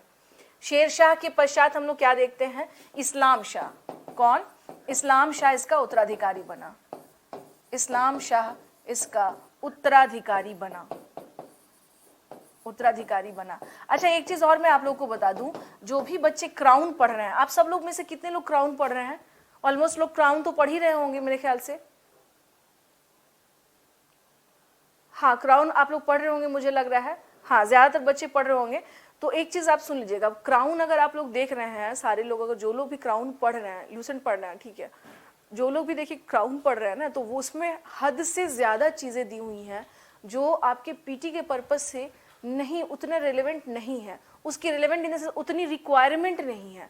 मतलब ये है कि मान लीजिए आपको, अगर आपके इतने खाना से आपका काम चल सकता है, चल सकना इन द सेंस कि आपकी कंडीशन से ठीक हो सकती है, बट अकॉर्डिंग टू प्रीलिम्स को ध्यान में रखते हुए अगर आप उसको पढ़ रहे हैं, ठीक है, लंबी चौड़ी गाथा, तो उतना कभी पूछता ही नहीं है। तो मैं वही कह रही हूँ कि देखिए आपको थोड़ा सा सेलेक्टिव होना पड़ेगा। सेलेक्टिव इन द सेंस कि आप ये नहीं कि क्राउन है उसका एक एक शब्द आप पढ़ गए, तो ऐसे में तो आप कंफ्यूज हो जाएंगे और आपका क्वेश्चन ज्यादा गड़बड़ होने के चांस हो जाएंगे। फिर आपको सेलेक्टिव ये होना है कि जैसे अब देखिए शेरशाह जैसे खत्म हो गया, कुछ चीजें मैं आप लोगों को क्लियर कर देती हूँ। अब शेरशाह खत्म हुआ, शेरशाह के बाद आप आइए, शेरशाह के बाद आपको ध्यान देना होगा कि अब आते हैं मुगल। मुगल के बारे में, मुगल में अब जैसे देखेंगे कि अकबर का क्या रहा, ठीक है। तो आप जब उठाते हैं स्पेशली क्राउन अगर आप उठा रहे हैं, तो उसमें छोटे छोटे छोटे छोटे जो बहुत सारी बीच की बात है वो भी आपको पढ़ना पड़ रहा है, जिसकी कोई रिक्वायरमेंट नहीं है बीपीएससी के एग्जाम के, इनफैक्ट पीटी के पर्पस में ना, पीटी अभी चल रहा है आप लोग का, ये आपको पता है कि आप लोग पीटी के लिए तैयारी कर रहे हैं। क्या कह रहे हैं, क्या कह रहे हैं, क्या है, पता नहीं आप लोग कैसे बोलते हैं, हम सुन ही नहीं पाते हैं, जो खासतौर से जूम वाले जो लोग हैं आवाज ही नहीं आ पाती है। हाँ देखिए मैं आपसे एक बात कहूँ, आप लोग जो जैसे आपको ठीक है, अगर आप पढ़ भी उसको रहे हैं तो ठीक है, बेशक उसको पढ़िए, लेकिन आप पढ़ अगर रीड कर रहे हैं उसे अगर आप लोग उसको रीड कर रहे हैं ना, तो उसके जो एक एक जो छोटी छोटी चीजें हैं, जैसे कि उसके साथ में यहाँ पे भी एक राजा था, यहाँ पे भी एक शासक था, यहाँ पे भी एक शासक था, ये भी था, यहाँ गया, यहाँ गया, यहाँ गया, इसकी रिक्वायरमेंट नो नीड, नहीं जरूरत है बीपीएससी के प्रीलिम्स में। ये पैटर्न ही नहीं है, इतना ज्यादा आपको जानना ही नहीं है, आपको मेन चीजें जाननी है कि क्या क्या है, और उसमें जो चीजें हैं वो मैं बता ही रही हूं आपको, ठीक है। तो आपको जो जरूरत, कहते हैं ना कि जितना रिक्वायरमेंट, आप कई लोग देखिएगा घर में क्या कर देते हैं, पूरा जैसे आपने न्यू घर लिया एक और उसमें सामान भर दिया, पूरा भर दिया, पता ही नहीं चल रहा कि ये है क्या। ये आपने घर को जो अब वो सामान है उसको सजाइए कि इसमें से किसको कहाँ रखना है, ठीक है। रखना इन द सेंस कि आप सेलेक्टिव बनिए। सेलेक्टिव इसका मतलब हो जाता है कि अब आपको थोड़ा सा चूजी बनना पड़ेगा, ये नहीं कि जो मिल रहा है सब उठाओ और घोट जाओ, सब पी जाओ। मैं बोल तो रही हूँ आपसे, आप शेखर अभी आप क्लास कर रहे हैं ना, क्लास करने के बाद अगर आपसे बीपीएससी का क्वेश्चन ना लगे प्रीवियस ईयर, फिर मुझसे बात कीजिए आप, फिर कहिएगा हाँ मैम दिक्कत हो रही है हमको, उसके बाद आप बोलिएगा जरूर। अगर आप बीपीएससी का क्वेश्चन इजिली लगा ले रहे हैं आप, तो इसका मतलब है कि you are in right direction. आप उसके बीपीएससी के 10 ईयर लगाइए ना, देखिए। नहीं लगे तो फिर आप बात कीजिए हमसे कि मैम हमसे नहीं लग पा रहा है। नहीं, बुक पढ़िए, अगर क्राउन पढ़े, मैं ना नहीं कह रही हूं, मैं कह तो नहीं, जो पढ़ रहे हैं पढ़िए, पर बहुत डीप में उसके हर एक चीज को याद मत करिए। उससे होगा क्या कि आपके पास इतने ज्यादा कंटेंट हो जाएंगे माइंड में कि जो एग्जाम में आना चाहिए वो फिर वो भूल जाएंगे आप। उसकी कोई रिक्वायरमेंट नहीं है। मैं बार बार इसलिए कह रही हूँ कि उसमें बहुत ज्यादा दे रखा है जिसकी जरूरत नहीं है आपके बीपीएससी के रिगार्डिंग, ठीक है ना, जिसमें उसकी जरूरत नहीं है। अब जैसे एक नॉर्मल सी बात मैं बताऊं, क्वेश्चन आ चुका है एक आप लोगों का कि बोधि वृक्ष जो है वो किस जनरेशन का है। आपका क्वेश्चन आ चुका है बीपीएससी में, ठीक है, तो बोधि वृक्ष किस जनरेशन का है बताइए। तो किस जनरेशन का भाई, 5वां है या 6ठे जनरेशन का है? क्या है? हाँ, तो देखिए एक चीज बताइए, मैं आपसे क्या कह रही हूँ कि यही उसमें ये था कि आयोग ने फिर क्या हुआ कि वो क्वेश्चन जो है बाद में आयोग ने उसे माना था कि ज्यादातर जगह जब आप टूरिज्म का भी खोलेंगे ना तो उसमें आता है मस्जिद में ना शेरशाह मस्जिद, मैंने बोला था ना शेरशाह मस्जिद में मैंने ऑप्शन दिया था। हाँ, तो सुनिए मैं क्या कह रही थी कि अलग अलग जगह पे उसके बारे में क्या है, अलग अलग चीजें दी गई हैं, ठीक है। तो 5th जनरेशन है या 6th जनरेशन है, तो ये सब चीजें जो जरूरी है ना, मैं बताने का ये नहीं ऑप्शन। अरे बाबा, मैं क्वेश्चन नहीं पूछ रही हूँ आप लोगों से कि 5वां है या 6ठा है, अभी उस पर मैं डिस्कस नहीं कर रही हूँ। मेरे कहने का मतलब ये है कि करना क्या है, आप लोगों को थोड़ा सा सेलेक्टिव बनिए, सब मत पढ़ जाइए, ठीक है ना। अब मैम कीरत सिंह से जब मिला था तो उसके साथ में जो सिपाही था या उसके साथ में जो और दरबारी थे उसका क्या नाम था? अब ये कोई सवाल है ना, ये ना तो कभी वो पूछेगा आपको। शेरशाह की जो मेजर आपने देखा कि उसने जो इंपॉर्टेंट, जैसे कि लाहौर पर उसने 40 पे अधिकार किया है, अच्छा उसने ये युद्ध लड़ा, सूरजगढ़ का युद्ध इंपॉर्टेंट युद्ध था, देहरिया युद्ध में भी उसकी भूमिका हमको दिखती है, बिलग्राम और चौसा का युद्ध है जिसमें वो लड़ रहा है, ठीक है। उसके अलावा तो जो मेन चीजें हैं वो सब भी याद रखिए, जो कुछ चीजें जो है इंपॉर्टेंट वो मैं बता ही रही हूँ, लेकिन उसमें हद से ज्यादा चीजें हैं। अगर मैं गलत नहीं तो आप करके देखिए, आपको खुद समझ में आ जाएगा। अगर मैं गलत नहीं तो आपको खुद समझ में आ जाएगा कि शाजिया मैम सही बोल रही हैं या गलत बोल रही हैं। आप पढ़िए, मैं ना नहीं कह रही हूँ, आप पढ़िए, उसको इजीली पढ़िए, लेकिन समस्या ये नहीं है, समस्या ये है कि बहुत ज़्यादा फिर दिक्कत आने वाली है उसके बाद। हाँ, बहुत ज़्यादा फिर क्या होने वाली है, दिक्कत आने वाली है। इसलिए मैं कह रही हूँ कि थोड़ा सा क्या करिए, अपने तरफ से कुछ चीज़ों को थोड़ा सा ध्यान रखिए। हाँ, अपनी तरफ से आपको करना क्या है, थोड़ा सा कुछ चीजों को ध्यान रखना। अब आ जाइए थोड़ा सा मुगल पे। देखिए अभी ना, अब बस ये करना है, अब जैसे मेडेवल के बारे में बात करें, थोड़ा सा क्या करिए, देखिए बहुत ज्यादा, क्योंकि आप लोग को मैं ये कह तो रही कि बीपीएससी में हिस्ट्री जो है आप बिल्कुल अपनी तरफ से इतना तैयार कर लीजिए कि आपको समस्या नहीं हो। तो जब आप ये सब जो पढ़ाया जा रहा है, मैं तो खुद ही आप देख रहे हैं कि समय ज़्यादा ही दे रही हूँ आप लोगों को क्लास में, तो मुझे भी लगता है कि आप पढ़ भी रहे हैं साथ के साथ और नोट्स भी पढ़ते जाइए, तो आपको दिक्कत परेशानी नहीं होगी आपको, ठीक है, परेशानी नहीं होगी ज़्यादा। लेकिन पढ़ लेंगे ना तब परेशानी होगी, यानी जिसकी रिक्वायरमेंट नहीं है उससे ज़्यादा काम करें, जो सिलेबस में हो उतना काम करिए, उतना काफ़ी है, ठीक है। कोई बीपीएससी यूपीएससी का पेपर थोड़ी ना कि कुछ भी पूछ सकता है, आपको रेडी होना पड़ेगा, एक उसका प्रॉपर एक सिलेबस है, उस सिलेबस के अकॉर्डिंग आपको काम करना पड़ेगा, यही तो है उसमें, ठीक है।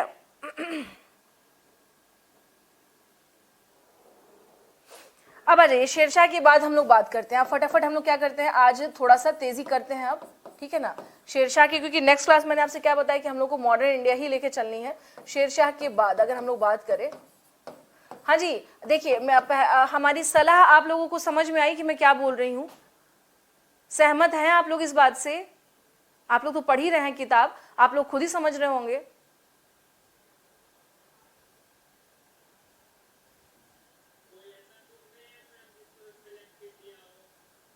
जिसमें सेलेक्टिव दिया हो, देखिए जो बुक आप पढ़ रहे हैं ना उससे कोई दिक्कत नहीं है, उससे आप उसको पढ़िए, मैं ये नहीं कर रही हूँ, लेकिन बिना मतलब कि फैक्ट्स को मत देखिए। जैसे मान लीजिए मैंने कहानी लिखी कि शेरशाह ये है, यहाँ पे ये था, ये था, ये था, ये सारी चीजें लिख दी, इसके द्वारपाल थे, प्रांतपति थे, ये इसकी नहीं कोई जरूरत है भाई। प्रॉब्लम ये है कि क्राउन में ये सारी चीजें हैं। क्या? अच्छा, धन्यवाद। नहीं, मैं कह रही हूँ ना, मैं आप लोग को संडे को देखिए टेस्ट लूंगी ना मैं, तो आप खुद क्वेश्चन लगा के देखिएगा। और मैं आपसे पहले ही बोल दिया कि मैं जिस पैटर्न में पढ़ा रही हूँ उसी पैटर्न में कह तो रही हूँ कि आपको जितना ज्यादा चीजें बता दी गई। हाँ, इम्तियाज अहमद भी अच्छी बुक है, आप पढ़िए, कोई दिक्कत नहीं है, एक कॉन्सेप्ट जो है वो क्लियर भी हो जाएगा आपका। यहाँ से भी चीजें चल ही रही, आप बेशक पढ़िए, आप क्राउन भी पढ़िए, आप लूसेंट भी पढ़िए, हमको कोई समस्या नहीं है, आप पढ़िए। लेकिन पढ़ने के साथ साथ ना ये जो चीजें है ना, प्रांतपति, द्वारपाल, ये है तो शिशुपाल, तो कुछ भी पढ़ लिए, ये नहीं करना है, ये गड़बड़ है, ये एकदम 100% जान लीजिए, यहाँ गड़बड़ हो जाएगा फिर आप लोगों से, क्योंकि आप लोग को ऑलरेडी अपने माइंड में क्या रखना है, चीजों को एकदम क्रिस्टल क्लियर रखना है कि अच्छा ये था तो ये था, ठीक है। अब जैसे देखिए अकबर के बारे में बात करें हम लोग, तो अकबर जब आता है, मैं टेस्ट दूंगी ना तो आप लोग देख लीजिएगा कि आप कितना क्वेश्चन लगा पा रहे हैं। एक मेथड सबसे अच्छा जो होता है एलिमिनेशन मेथड, 4 ऑप्शन हुआ, आपको पता है कि ये चीजें हमने पढ़ा था, मैम ने ये चीजें पढ़ाई थी, अच्छा ये नहीं है उसका मतलब इसने अलग से डाला है, आप आराम से आंसर तक पहुंच सकते हैं, कोई समस्या की बात नहीं है, ठीक है। चलिए, तो यहाँ पर मेन बात है कि आपको चीजें, क्योंकि बिहार का हिस्ट्री कम नहीं है भाई, आप उसको पढ़ना है लेकिन सही तरीके से, सेलेक्टिव तरीके से पढ़ना है, बहुत ज्यादा नहीं पढ़ लेना है। चलिए अकबर के बारे में हम लोग बात करते हैं। हाँ,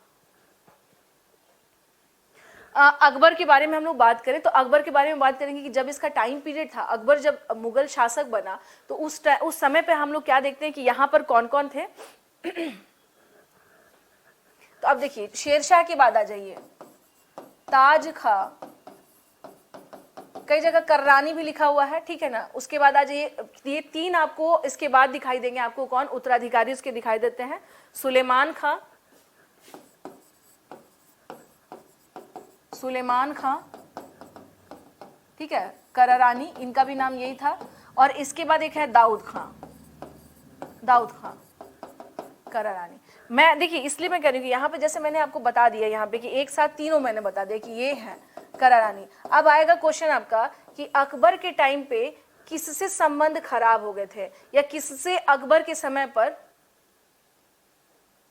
मैं अभी नहीं, मैंने आप लोगों को सवाल दिया है भावना, ये सवाल आप लोगों को है, शेरशाह मस्जिद है, किला कुहना है, मोती मस्जिद है, हाँ ये, और जामा मस्जिद है, ये क्वेश्चन दिया है भावना मैंने आप लोगों को, थोड़ा सा देखिए, पता करिए, है ना। गूगल अभी मत करने लग जाइएगा सब लोग।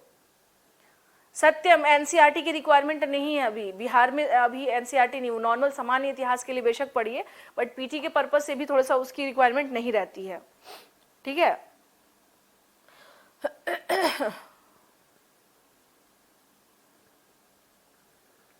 ठीक है, तो अब देखिए हम लोग क्या देखते हैं कि जब अकबर का समय आता है तो उस टाइम पर, यानी शेरशाह के बाद हम देखते हैं ताज खां करारानी, सुलेमान खां करारानी और दाऊद खां करारानी। संबंध खराब किससे हुए हैं, तो यहाँ पर देखते हैं जो संबंध खराब हुए दाऊद खां के समय पे, संबंध जो है विच्छेद कह लीजिए या संबंध खराब, नॉर्मल लिख देती हूँ, संबंध खराब हो जाना, यानी कि जो अलायंस था या जो इन लोग के संबंध थे वो खराब किससे हुए हैं, दाऊद खां करारानी के समय पर, शेरशाह के बाद ये उसका उत्तराधिकारी था। हाँ, कई जगह करकानी भी है, कई जगह करखानी भी है, ठीक है ना।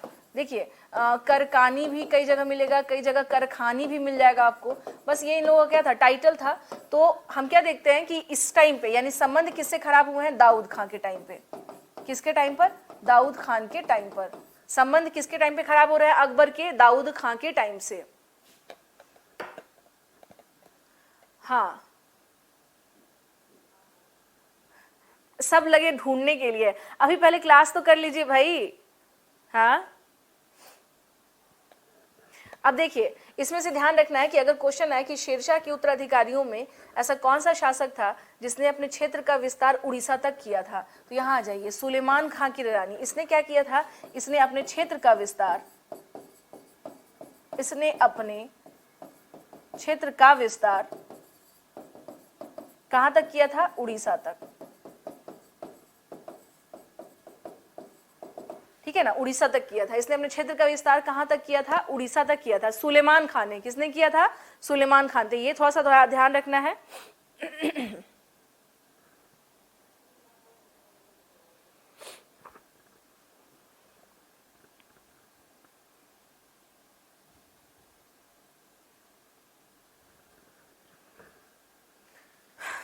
ठीक है, उसके बाद जो अफगान शासक आए हैं, हम लोग उसके बारे में बात कर रहे हैं कि उसके उत्तराधिकारी कौन कौन हुए, उसके बाद की बात कर रहे हैं हम लोग, उसके बाद की बात कर रहे हैं हम लोग।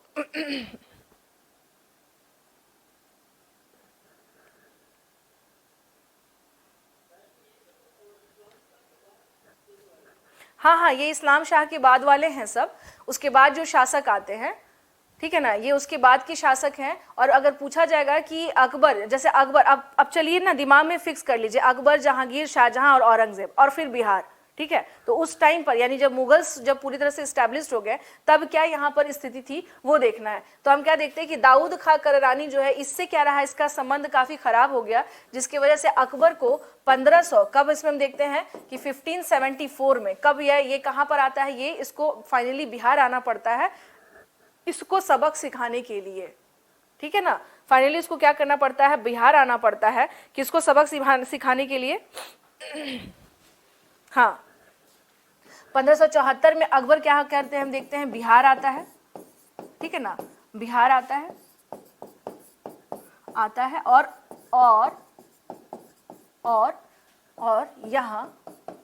यहाँ आकर के इसने क्या किया, यहाँ आक्रमण किया इन लोगों के ऊपर। अब भाई वो मुगल बादशाह आ जाएगा तो फिर अपने आक्रमण किया, ठीक है। उसके बाद उसमें क्या देखते हैं, इसने यानी अकबर ने क्या किया था, जो पटना वाला जो एरिया था, हाँ पटना वाला जो एरिया था उसको क्या किया, अपने क्षेत्र अधिकार में लिया अकबर ने। अकबर जो था वो बहुत ज्यादा क्या था, साम्राज्यवादी नीति पर बिलीव करता था। तो इसमें हम क्या देखते हैं, इसने पटना पर अपना अधिकार किया, पटना पर अपना अधिकार स्थापित किया पटना पर, ठीक है ना। अकबर ने किया था किसने, पटना पर। और उसके अलावा हम देखते हैं क्या, किसने, मिथिला के नरेश जो उस टाइम पे थे, अकबर ने किसको खुश होकर के दिया था मिथिला का राज, याद आ रहा है?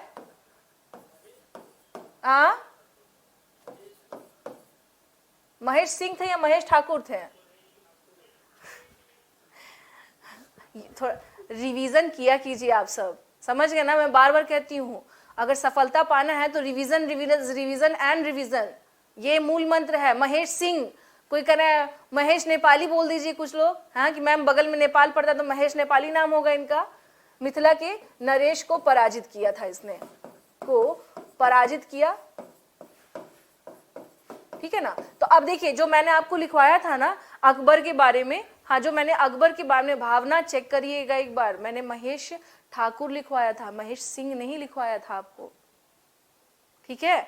तो ध्यान रखिएगा अकबर के बारे में अगर हम लोग देखें तो इसको ना ये वहां से जोड़ लीजिएगा, कर्नाट वंश याद आ रहा है, कर्नाट वंश जो मैंने करवाया था, तो इसे आप क्या करिएगा, जोड़ लीजिएगा। यानी यहाँ पर ध्यान रखना है क्या, जो मैंने करवाया है कर्नाट वंश, वहां से आप देख लीजिएगा इसे, ठीक है ना। कर्नाट वंश में आप जाकर के देख लीजिएगा। तो हम क्या देखते हैं यहाँ पर कि मिथिला के नरेश को इसने क्या किया, देखिए अकबर जो है, यहाँ पर फिर से सुन लीजिए, हम क्या देखते हैं 1500 जब क्या कहते हैं 1545 के बाद इस्लाम शाह आता है, और उसके बाद जो शासक आते हैं तो कोई बहुत स्ट्रांग शासक नहीं रहते हैं।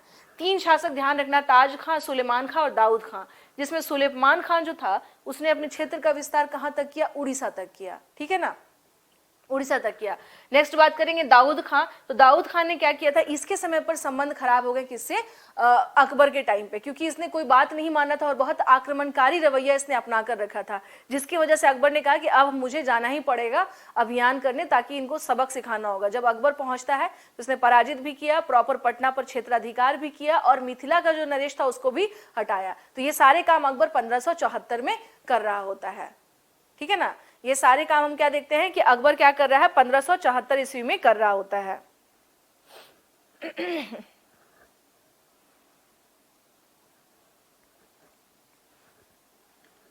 ठीक है। अब इसके बाद बात करें कि इसने किया क्या था, यानी अकबर ने इसके बाद जब इसके पास ये क्षेत्र आ गया, हाँ करारानी को जब भाग जाना पड़ा, तो फिर इसने क्या किया था कि अकबर ने राजा मान सिंह को क्या किया था, फिर बिहार का प्रांतपति नियुक्त किया था, ठीक है।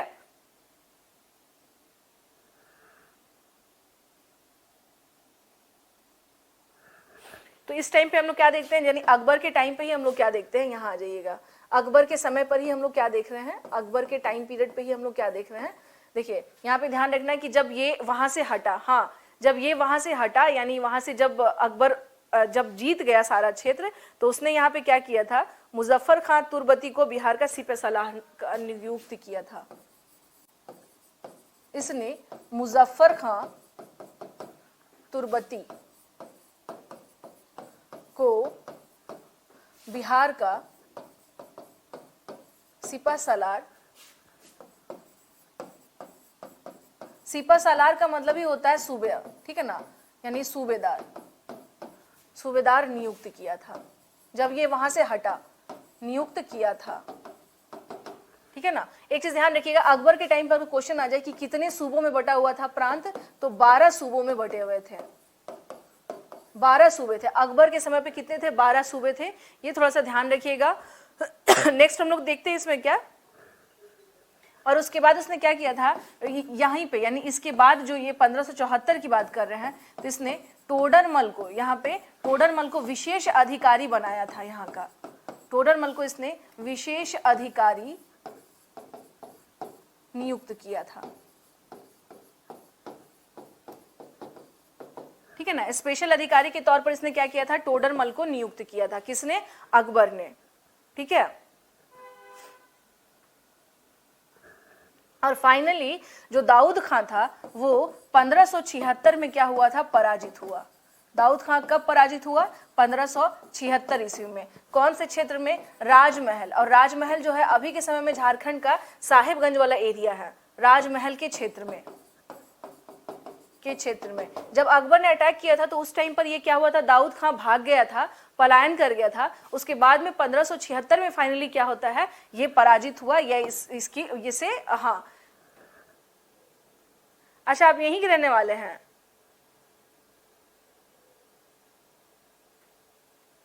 ठीक है, चलिए इसको लिख लीजिए फिर।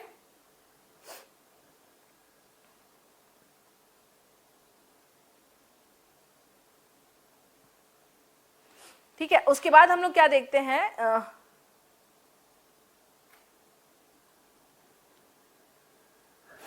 ठीक है, इसके बाद हम लोग क्या देखते हैं कि एक टाइम पीरियड आता है जब मानसिंह को बनाया गया क्या? प्रांतपति। अकबर के समय की बात चल रही है। मानसिंह को प्रांतपति बनाया गया। मानसिंह को क्या किया गया? प्रांतपति बनाया गया,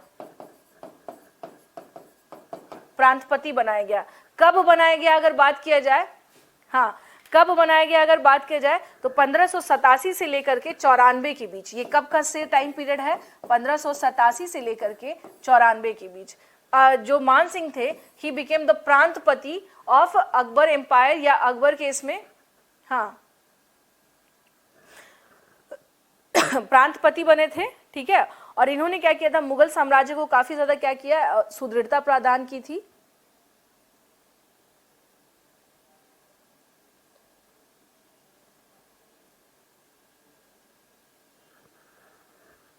ठीक है, तो अब यहाँ पर देखिए एक क्वेश्चन ये बनता है कि जब मानसिंह को प्रांतपति बनाया तो इन्होंने कौन से 2 जगह के राजाओं को पराजित किया था? कौन से 2 जगह के राजाओं को पराजित किया था? ठीक है, तो देखिए एक तो पलामू के राजा और एक आपको खड़गपुर के राजा को इन्होंने क्या किया था? पराजित किया था, यानी हटाया था। खड़गपुर और दूसरा कौन सी जगह है? एक तो खड़गपुर हो गया, दूसरा हो गया आपको पलामू। तो पलामू में कौन था? चेरो राजा। पलामू में कौन थे? चेरो शासक थे, ठीक है ना। और खड़गपुर में हम लोग क्या देखते हैं, ये ध्यान रखिएगा, जब मानसिंह आते हैं, हाँ, जब मानसिंह आते हैं तो मानसिंह ने क्या किया था कि काफी ज्यादा सुदृढ़ किया अपने एरिया को। और उस दौरान इन्होंने क्या किया था, हाँ, उस दौरान इन्होंने क्या किया था? खड़गपुर के राजा संग्राम सिंह और पलामू के राजा अनंत सिंह, ठीक है ना। तो ये चीज ध्यान रखना है कि अगर हम लोग बात करें तो मान सिंह ने क्या किया था? अनंत सिंह और संग्राम सिंह। अनंत सिंह कहाँ का राजा था भाई? हाँ जी, अनंत सिंह कहाँ का राजा था? और संग्राम सिंह, हाँ जी बताइए, अनंत सिंह कहाँ का राजा था? अनंत सिंह कहाँ का राजा था? और अभी मैंने बताया भी है, सुना भी नहीं आप लोगों ने लगता है। हाँ, संग्राम सिंह जो है ये खड़गपुर का था। कहाँ का था? ये खड़गपुर का था। और ये अनंत सिंह जो है ये पलामू का था, ठीक है ना। तो इन्होंने, यानी मानसिंह के समय पे हम लोग क्या देख रहे हैं? मानसिंह ने इन्हें पराजित किया, या इन्हें अपने अंडर में कर लीजिए, पराजित किया। इनके टाइम पर, यानी मान सिंह के समय पे हम लोग कह सकते हैं कि क्या हुआ था? काफी सुदृढ़ हुआ था। जो इनका जो क्षेत्र था वो काफी ज्यादा क्या हुआ था? हाँ, काफी ज्यादा क्या हुआ था इसका?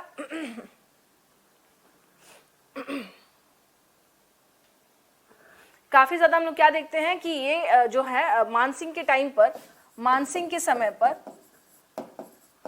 मानसिंह के समय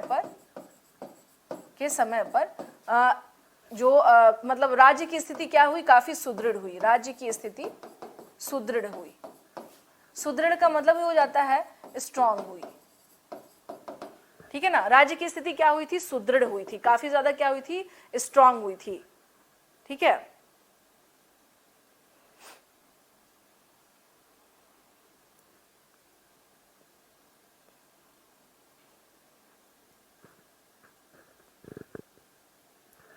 अब देखिए, जब अकबर जो है, अकबर के टाइम पीरियड में ही इनके इसका जो बेटा था जहांगीर का विद्रोह शुरू हो जाता है, जहांगीर का विद्रोह शुरू हो जाता है।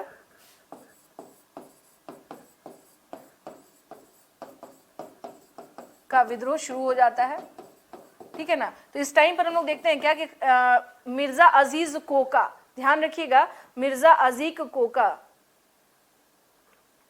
मिर्जा अजीज कोका को बिहार का गवर्नर नियुक्त किया गया था। इनको खाने आजम भी बोला जाता था, खाने आजम, आजम। Mirza Aziz Coca, Mirza Aziz Coca, Coca को क्या किया गया, बिहार का गवर्नर नियुक्त किया गया, बिहार का गवर्नर नियुक्त किया गया, नियुक्त किया गया, ठीक है ना। खाने आजम जिनका नाम क्या था, मिर्जा अजीज कोका। जब एक क्वेश्चन आपका आता है कि जब अकबर के समय पे जहांगीर का विद्रोह हो रहा था, उस समय बिहार का गवर्नर कौन था, ठीक है ना। तो उस समय बिहार के गवर्नर कौन थे, Mirza Aziz Koka. His name was Mirza Aziz Koka, इनका नाम क्या था, मिर्जा अजीज कोका। कौन था गवर्नर इस टाइम पे, मिर्जा अजीज कोका। तो ये ध्यान रखना, जब जहांगीर का स्पेशल हम लोग क्या देखते हैं, रिवोल्ट हो रहा था, ठीक है। जब जहांगीर का स्पेशल हम लोग क्या देख रहे हैं, रिवोल्ट हो रहा था, उस टाइम की बात कर रहे हैं हम लोग, हाँ उस टाइम की हम लोग बात कर रहे हैं।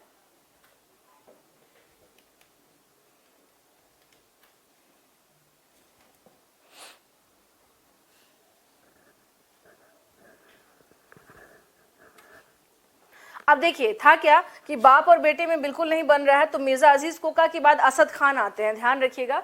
मिर्जा अजीज कोका के बाद आते हैं कौन, असद खान। यहाँ पर अब हम देखते हैं क्या, थोड़ा सा जहांगीर, पहले अभी देख लीजिए, ये कर लिया जाए, उसके बाद फिर बात करते हैं हम लोग। जहांगीर के बारे में देखेंगे तो ये क्या है, इसका 1605 से लेके 27 के टाइम पीरियड पर है। तो ऑब्वियस सी बात है कि जो भी इसके पिता ने किया होगा वो उसे क्या क्या करेगा, तुरंत अपने पसंद का जो व्यक्ति होगा उसे वो लाएगा तुरंत, है ना। जहांगीर जैसे ही शासक बनता है तो इसने क्या किया था, लाल बेग उर्फ बाज बहादुर को बिहार का सूबेदार बनाया। ये जैसे ही आता है, ठीक है, अच्छा ठीक है। तो यहां देख लीजिएगा, हम लोग क्या देखते हैं कि जहांगीर जो है, जहांगीर शासक बनते के साथ ही, शासक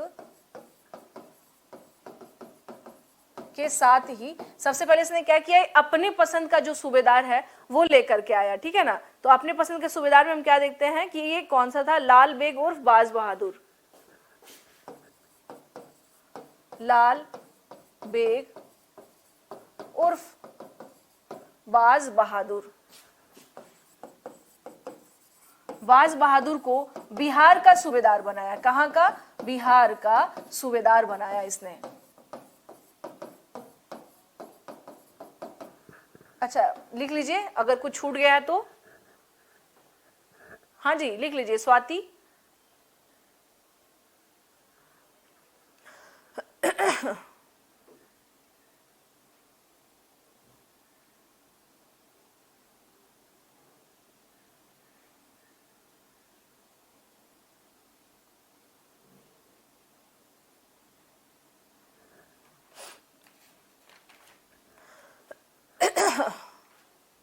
ठीक है। चलिए अब आगे आ जाते हैं,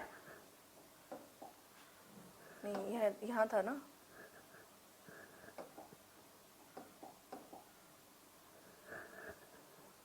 कहाँ चला गया वो, एक मिनट। खाने आजम मिर्जा अजीज कोका, वो पेज कहाँ चला गया,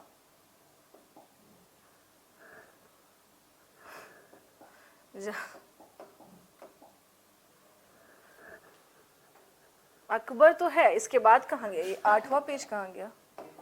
हाँ, साथ ही लाल बहादुर, अच्छा हाँ, इसने लाल बेग, इसका नाम क्या था? लाल बेग, क्या नाम था इसका? लाल बेग, मतलब अलियास इसको कह सकते हैं बाज बहादुर, बाज बहादुर। बाज बहादुर किसने क्या किया था? सबसे पहले इसने आते के साथ सूबेदार बनाया, कहाँ का? बिहार का। अब देखिए इसने, यानी अगर नॉर्मल हम इसको लाल बेग के नाम से ही लिख देते हैं, आप लोग समझ जाइएगा, ठीक है ना? मैं इसको नॉर्मली लाल बेग के नाम से जान जाते हैं। आपको बताओ बिहार में बहुत सारे ऐसे लोग, इनका सुनिएगा टाइटल बेग उनका टाइटल होता है। तो ये जो बेग होते हैं ना, ये कौन से होते हैं? ये होते हैं आपको बेसिकली मुगल्स होते हैं। बहुत सारे बिहार में आपको ऐसे लोग मिलेंगे जिनके टाइटल, मुस्लिम्स में जिनके टाइटल में आपको बेग मिलेगा टाइटल में, ठीक है ना? तो अब देखिए इसने क्या किया था, सबसे पहले तो इसने क्या किया, जब ये सूबेदार बनाया गया तो इसने क्या किया था, खड़गपुर के राजा संग्राम सिंह के विद्रोह को इसने दबाया। खड़गपुर के राजा संग्राम सिंह के विद्रोह को इसने क्या किया? दबाया, सप्रेस्ड किया। संग्राम सिंह के विद्रोह को इसने क्या किया? सप्रेस्ड किया, विद्रोह समाप्त किया, ठीक है ना? इट मीन्स कि suppressed the revolt of Kharga Singh. Kharga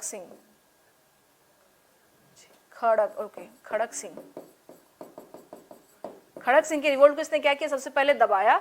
next काम अगर हम लोग देखें तो इसने क्या किया था? दरभंगा में एक मस्जिद और नूरसराय का निर्माण करवाया था इसने। दरभंगा में एक मस्जिद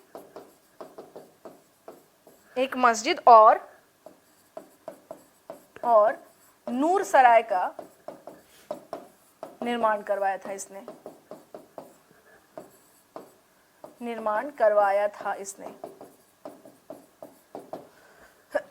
दरभंगा में एक मस्जिद और नूरसराय का इसने क्या किया था वहां पर? हाँ, दरभंगा में एक मस्जिद और नूरसराय का इसने क्या किया था? यहां पर निर्माण करवाया था।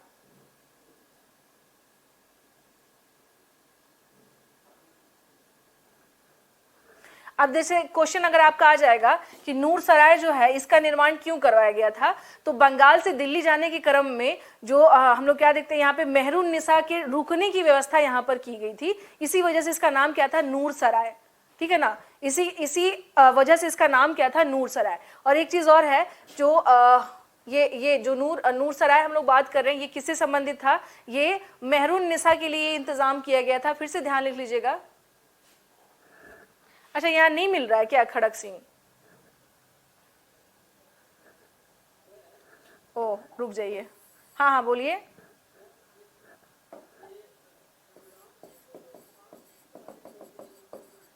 देखिए रिवोल्ट सप्रेस करने के बाद, जैसे आपने रिवोल्ट सप्रेस किया, लेकिन ऐसा तो है नहीं कि ये शांत हो जाएंगे। जहां मौका मिलेगा ये अपने आप को मजबूत करते रहते हैं। मौका मिला तो हमने अपनी कंडीशन, स्थिति ठीक कर ली।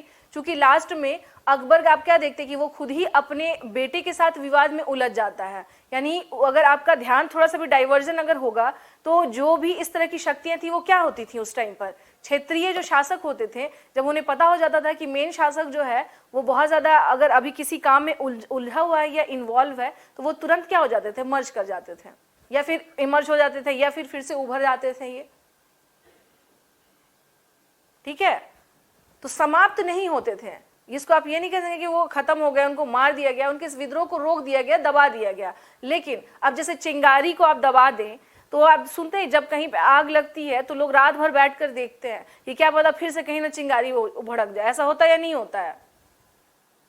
जब कहीं आग लगती है तो देखिएगा वहां लोग बैठ करके ना देखते रहते हैं कि कहीं ऐसा ना हो। स्पेशली बिहार में तो कुछ ऐसे क्षेत्र हैं जहां पर एक सर्टेन टाइम पीरियड पे जब हवाएं, जो वायु, स्पेशली अप्रैल मई में, वहां पे कई ऐसे एरिया जहां पे क्या हो जाती है, ओहो आई एम कोरोना नेगेटिव।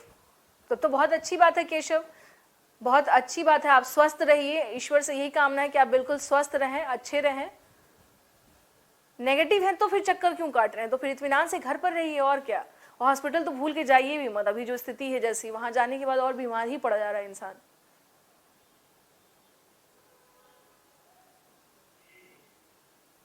अच्छा अच्छा अच्छा, अभी ठीक है अब पहले से? केशव अब आप ठीक हैं पहले से?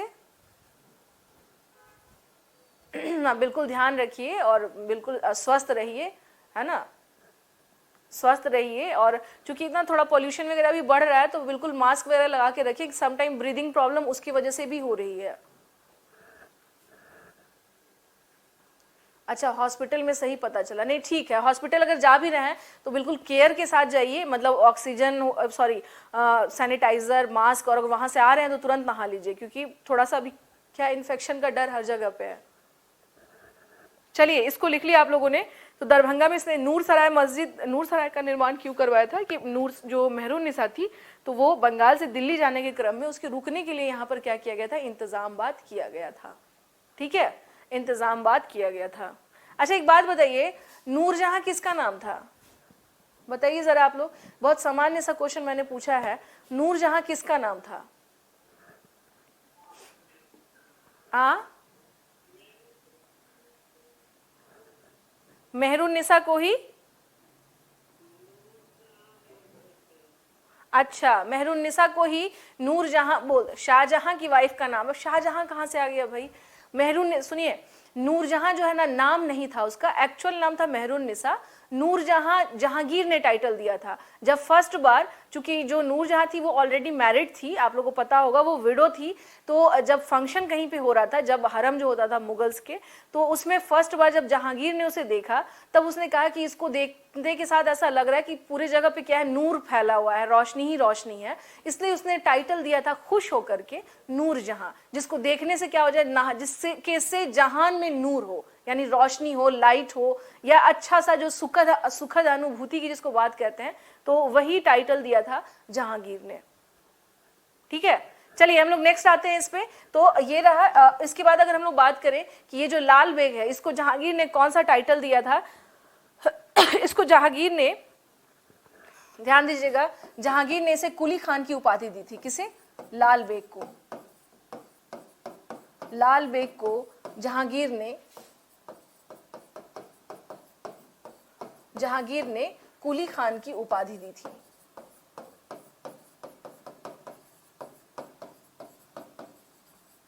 उपाधि दी थी, ठीक है ना, कुली खान की क्या की थी, उपाधि दी थी। हाँ, जहांगीर ने इसे लाल बेग को कुली खान की उपाधि दी थी।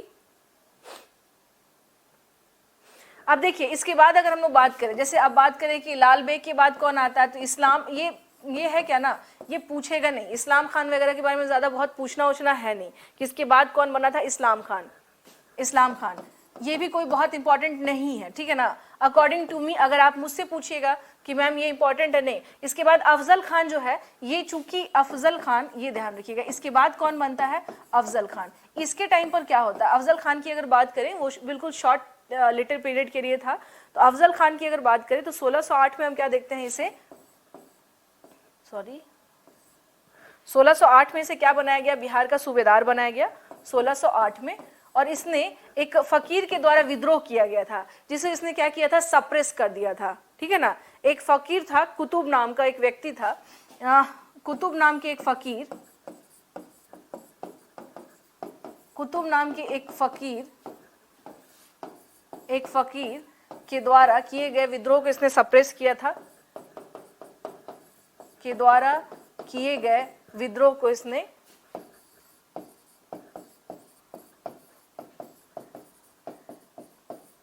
दबा दिया था। इट मीन्स कि सप्रेस्ड किया था इसे, ठीक है ना। तो ये क्या था, ये अफजल खान का थोड़ा सा ध्यान रखिएगा।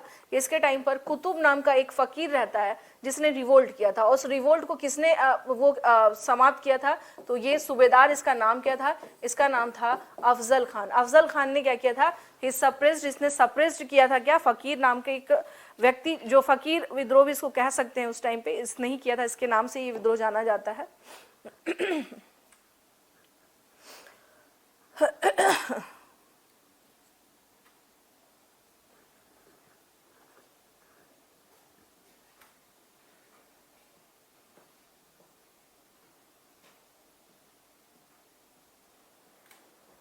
ठीक है।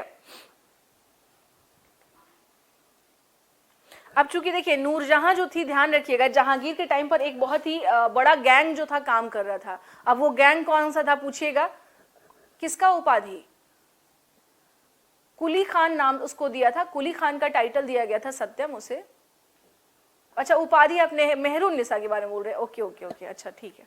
हाँ जी, तो जो नूरजहां थी ना, था क्या कि एक टाइम ऐसा आता है कि जहांगीर बहुत ज्यादा अल्कोहलिक हो जाता है, बहुत ज्यादा शराब पीने लगता है। तो जब वो ज्यादा शराब पीने लगता है तो ऐसी कंडीशन में उसे पता ही नहीं रहता है कि क्या चल रहा है उसके साम्राज्य में। तो इस टाइम पे हम लोग क्या देखते हैं कि फिर जो नूरजहां है, उसके भाई और उसके पूरी फैमिली, यानी उसकी माता, उसके पिता, ये जितने लोग थे ना, ये सभी के सभी क्या करने लगते हैं, पूरा का पूरा साम्राज्य चलाने लगते हैं जहांगीर का। और उस गुट को कहा गया था जुनता गुट। वो किस नाम से जाना जाता था? जुनता गुट कहा जाता था। तो वो ही क्या करने लगता है, पूरा पूरा डील करने लगता है। तो अब इसमें एक नाम आप देख लीजिएगा, यहां तक आप लोगों ने लिख लिया होगा। इसके बाद हम लोग क्या देखते हैं, इब्राहिम, इसका यहाँ ध्यान रखिएगा, इसका इब्राहिम खान काकर 1615 में, 1615 ईस्वी में हम लोग क्या देखते हैं, नूरजहां के भाई, नूरजहां के भाई इब्राहिम खान काकर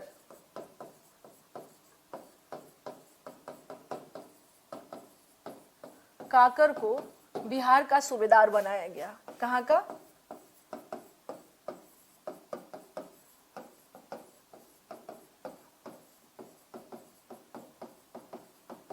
ठीक है ना, बिहार का सूबेदार बनाया गया। इसका नाम क्या था?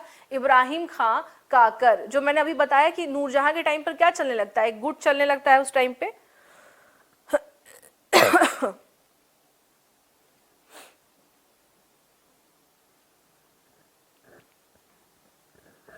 अच्छा, मनेर में जो इसकी अगर बात करें, इब्राहिम खान काकर जो है, तो इसके द्वारा निर्माण के, इसमें कंस्ट्रक्शन में एक बहुत अच्छा कंस्ट्रक्शन करवाया गया है। वो कहाँ पर? वो मनेर में हम लोग देखते हैं। कहाँ पर? मनेर में। अब मनेर में किसका क्या बनवाया इसने, इब्राहिम खान काकर ने? हाँ जी बताइए।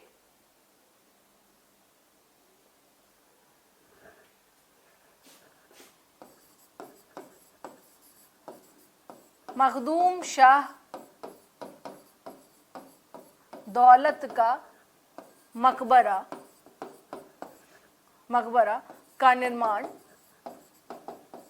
इब्राहिम खान के द्वारा करवाया गया। का निर्माण इब्राहिम खान के द्वारा करवाया गया।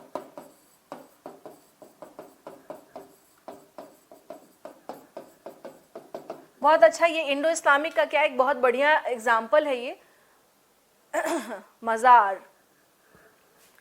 अच्छा फिर से बताऊं, देखिए नूरजहां के टाइम पर क्या हो जाता है, गुट चल रहा होता है, यानी एक टाइम ऐसा आता है जब जहांगीर बहुत ज्यादा अल्कोहल लेने लगता है, बहुत ज्यादा शराब पीने लगता है।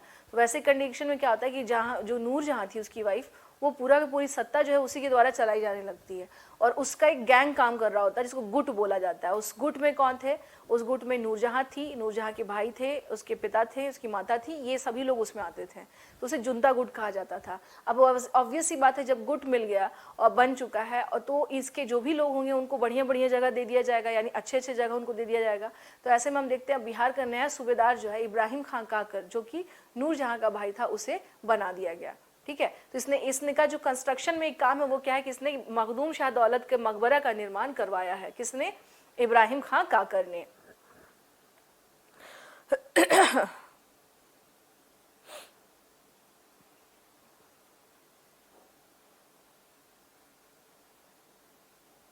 ठीक है, अब देखिए, अब इसमें एक चेंज आता है, वो क्या कि 1621 ईस्वी में एक नया चेंज क्या आता है कि जो सूबेदार का पोस्ट है वो राजकुमारों को दिया जाने लगा। ये एक नया ट्रेंड आया, यानी कि इस समय एक नया परिवर्तन सूबेदार के पद को लेकर देखी गई, के पद को लेकर देखी गई। अब वो क्या था भाई, न्यू ट्रेंड क्या चला था कि अब जो राजकुमार हैं वही सूबेदार होंगे, यानी कि राजकुमारों को सूबेदार बनाया जाने लगा, सूबेदार बनाया जाने लगा। ठीक है, तो अब एक क्वेश्चन ये हो जाएगा कि वो पहला राजकुमार कौन था जिसको बिहार का सूबेदार बनाया गया था? तो इसका नाम था क्या? परवेज। क्या था? शहजादा परवेज। अब ये कब बना था? तो 1621 में शहजादा परवेज को, 1621 ईस्वी में शहजादा परवेज को, शहजादा परवेज को बिहार का नया प्रांतपति या सूबेदार उन्हीं कहा जाता था, प्रांतपति बनाया गया। ठीक है ना? तो ये देख लीजिएगा कि हम लोग क्या देखते हैं कि 1615 में कौन रहता है? इब्राहिम खान कांकर सूबेदार रहता है। लेकिन बाद में हम क्या देखते हैं कि 1621 में एक नया ट्रेंड आया। ट्रेंड में इन लोगों ने ये कर दिया कि जो राजकुमार होंगे वही सूबेदार बनेगा। तो पहला जो है राजकुमार जो सूबेदार बनता है, इसका नाम क्या था? परवेज। शहजादा परवेज जो है ये पहला क्या था? आपको सूबेदार था जिसको बनाया गया था।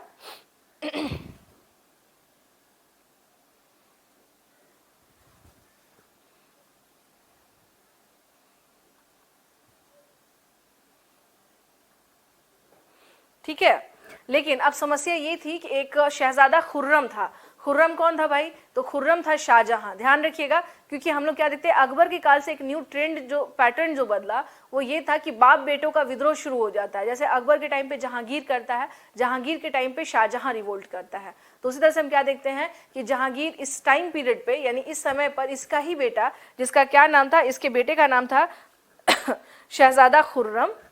यानी ये यहाँ पे इसको लिख लीजिएगा कि 1622 से 24 के बीच में हम क्या देखते हैं? शहजादा खुर्रम वो चढ़ गया किससे भाई? जहांगीर से। यानी वो उससे का रिवोल्ट किससे हो गया? तो शहजादा खुर्रम, ये लिख ही लिए होंगे आप लोग मेरे ख्याल से।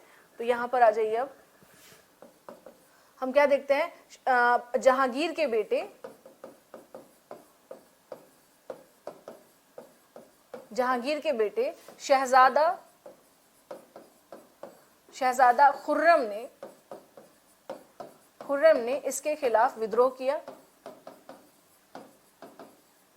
इसके खिलाफ विद्रोह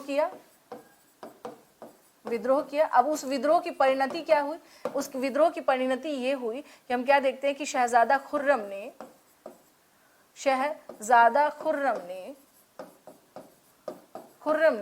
उसके जीते हुए क्षेत्र, यानी कि जो परवेज से, जो शहजादा परवेज है,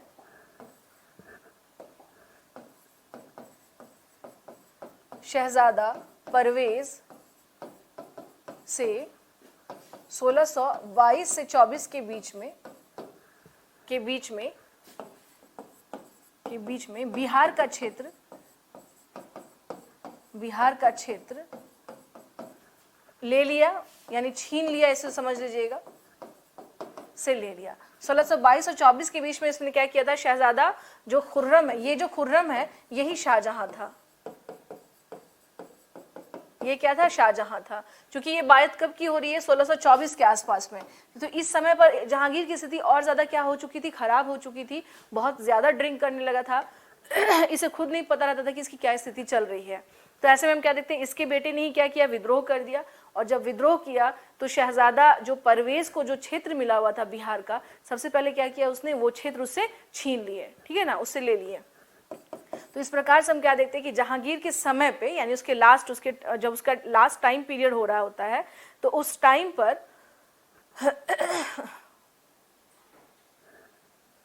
ठीक है ना, तो जहांगीर के अंतिम काल में, के अंतिम समय में, यानी जो उसका लास्ट टाइम पीरियड था, के अंतिम समय में तो फिर जहांगीर को लगा कि भाई ये जो है अभी परवेज से नहीं हो पाएगा। तो हम यहाँ पे क्या करते हैं? यहाँ पर मिर्जा सफवी को क्या करें? यहाँ पर, हाँ, इसका नाम था मिर्जा रुस्तम सफवी। अंतिम समय में मिर्जा रुस्तम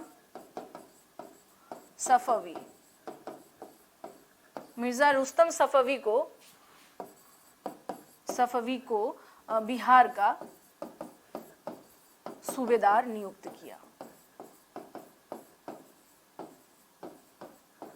किया।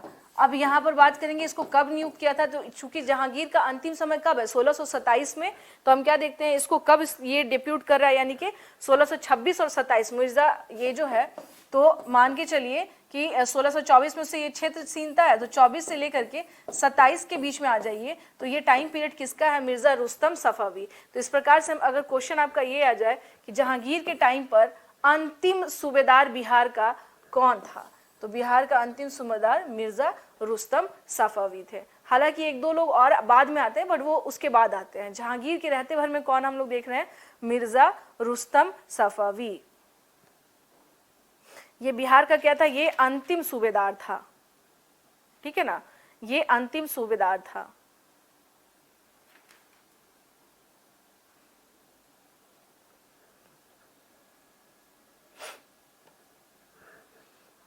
इसको जल्दी कर लीजिए ताकि लास्ट हो ही जाए, ये भी फाइनल हो जाए। तो ये जहांगीर के टाइम पर हम लोग देख रहे हैं कि सूबेदारों की क्या स्थिति थी, जो बिहार के कंटेक्स्ट में हम लोग बात कर रहे थे। तो मिर्जा रुस्तम सफावी जो थे ये लास्ट बिहार के अंतिम सूबेदार थे, किसके समय पे, जहांगीर के। 10 मिनट में फाइनल अगर हो सकता है तो शाहजहां भी फाइनल कर ही लिया जाए, आ जाइए।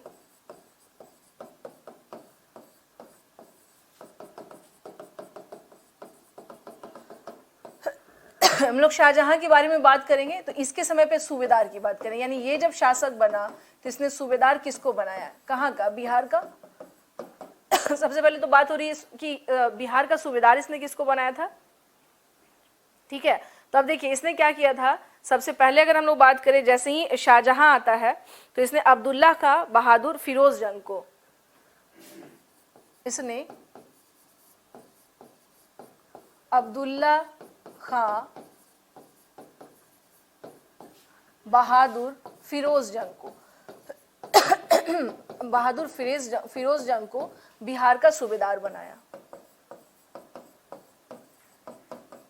बिहार का सूबेदार बनाया। यानी ये जब आता है, शाहजहां जब आता है तो इसने क्या किया, अब्दुल्ला खां फिरोज जंग को बिहार का सूबेदार बनाया। जैसे ही ये आता है तो इसने क्या किया, सबसे पहले इस काम को किया, ठीक है ना, सबसे पहले इसने क्या किया, सबसे पहले ही इस काम को किया जैसे ही इसको मिलता है।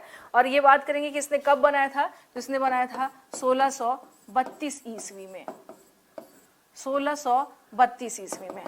ये शाहजहां के द्वारा, चूंकि जो भी शासक आ रहे हैं वो क्या कर रहे हैं, अपने अपने टाइम पे कुछ ना कुछ काम कर रहे हैं, ठीक है ना। अब इसके कार्य की बात करें, इसके कार्य यानी कि जो अब्दुल्ला खां है इसके कार्य, तो इसने भोजपुर में कौन से शासक रह रहे थे, उज्जैनिया शासक, याद होगा आप लोगों को, भोजपुर के उज्जैनिया शासक प्रताप सिंह के विद्रोह को दबाया था। प्रताप सिंह के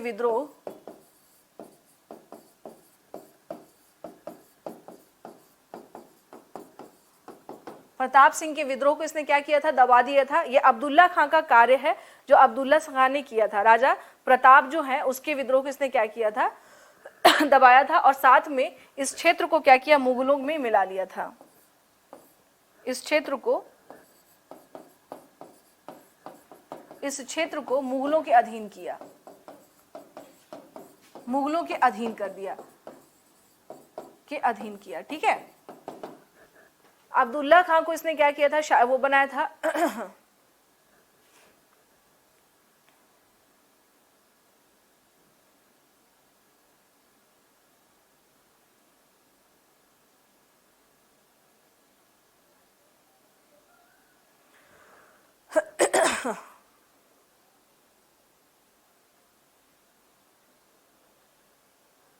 ठीक है। तो ये हम लोग क्या देख रहे थे, शाहजहां के टाइम पीरियड पे। नेक्स्ट इसमें आ जाते हैं, तो ये अभी फिर से सुन लीजिएगा। अब्दुल्ला खां को बनाया गया, इसने काम क्या किया, भोजपुर के जो उज्जैनिया शासक थे प्रताप जो है, प्रताप सिंह, इनके विद्रोह को इसने क्या किया, दबाया। और इस क्षेत्र को इसने क्या किया, मुगलों में मिला लिया। जिस तरह से हम लोगों ने देखा नूरजहां के भाई इब्राहिम खां काकर बना सूबेदार, उसी तरह से हम क्या देखते हैं कि अब मुमताज महल का भाई शाइस्ता खान क्या बनता है, बिहार का सूबेदार बनता है। मुमताज महल का भाई शाइस्ता खां खां को बिहार का नया सूबेदार बनाया गया। नया सूबेदार बनाया गया, ठीक है ना, नया सूबेदार बनाया गया। शाइस्ता खां जो हम देख रहे हैं ये कौन है, ये बेसिकली मुमताज महल जो है उसका ही ये क्या था, भाई था। अब इसकी बात करें तो इसका टाइम पीरियड क्या था, तो इसका टाइम पीरियड था 1639 से 43 ईस्वी। This is the time period of Shaista Khan. बस ये ध्यान रखना, जिस तरह से नूरजहां का भाई था वैसे ही ये मुमताज महल का भाई था। कौन, शाइस्ता खान। किसके बारे में बात कर रहे हैं हम लोग, शाइस्ता खां के बारे में। ये क्या बना था, ये बिहार का नया सूबेदार इसे बनाया गया था, ठीक, इसे बिहार का नया सूबेदार बनाया गया था।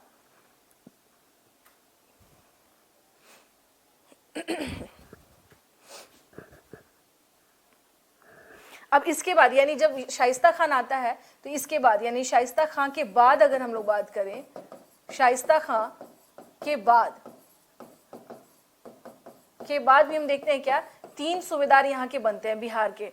इसके बाद यानी इसका 43 तक टाइम था, उसके बाद हम लोग क्या देखते हैं, 3 शासक बनते हैं, आजम खां, जफर खां और जुल्फिकार खां।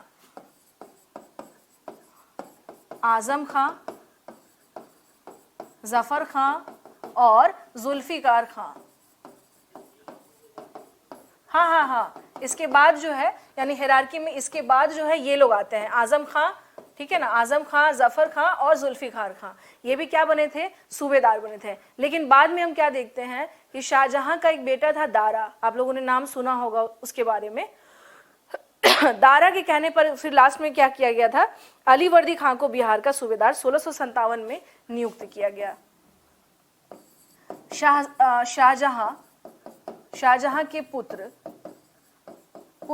दारा के कहने पर, इसका पूरा नाम था दारा शिकोह, इसका पूरा नाम क्या था, दारा शिकोह। तो दारा शिकोह के कहने पर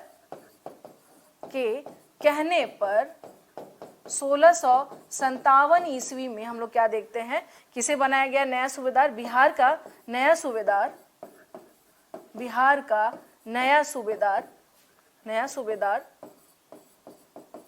सूबेदार। देखिए इसका ना कई जगह अलीवर्दी मिलेगा नाम, कई जगह अल्लावर्दी मिलेगा, ठीक है, तो इसमें बहुत परेशान नहीं होना है। ये वो अलीवर्दी नहीं है जो बंगाल का नवाब हुआ था, ये वो अलीवर्दी नहीं है, इसलिए कंफ्यूज नहीं होना है, मैं समझा दे रही हूँ, रुक जाइए।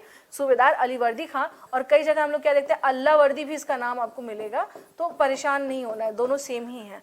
तो लास्ट में इसका क्या देखते हैं, जो नया अलीवर्दी खान को क्या किया गया, बिहार का नया सूबेदार बनाया गया। अब यहाँ पर क्वेश्चन की बात किए, बनाया गया। अब यहाँ पर बात करें हम लोग किसकी, क्वेश्चन की। अगर क्वेश्चन की बात करें तो क्वेश्चन ये होगा कि जो शहजादा दारा शिकोह के कहने पर किसको बिहार का सूबेदार बनाया गया था, तो अलीवर्दी खान या अल्लावर्दी खान भी इसका नाम था। वही क्या बना था यहाँ पर, हाँ वही क्या बना था यहाँ पर बना था ये इसका सूबेदार बना था बिहार का, ठीक है।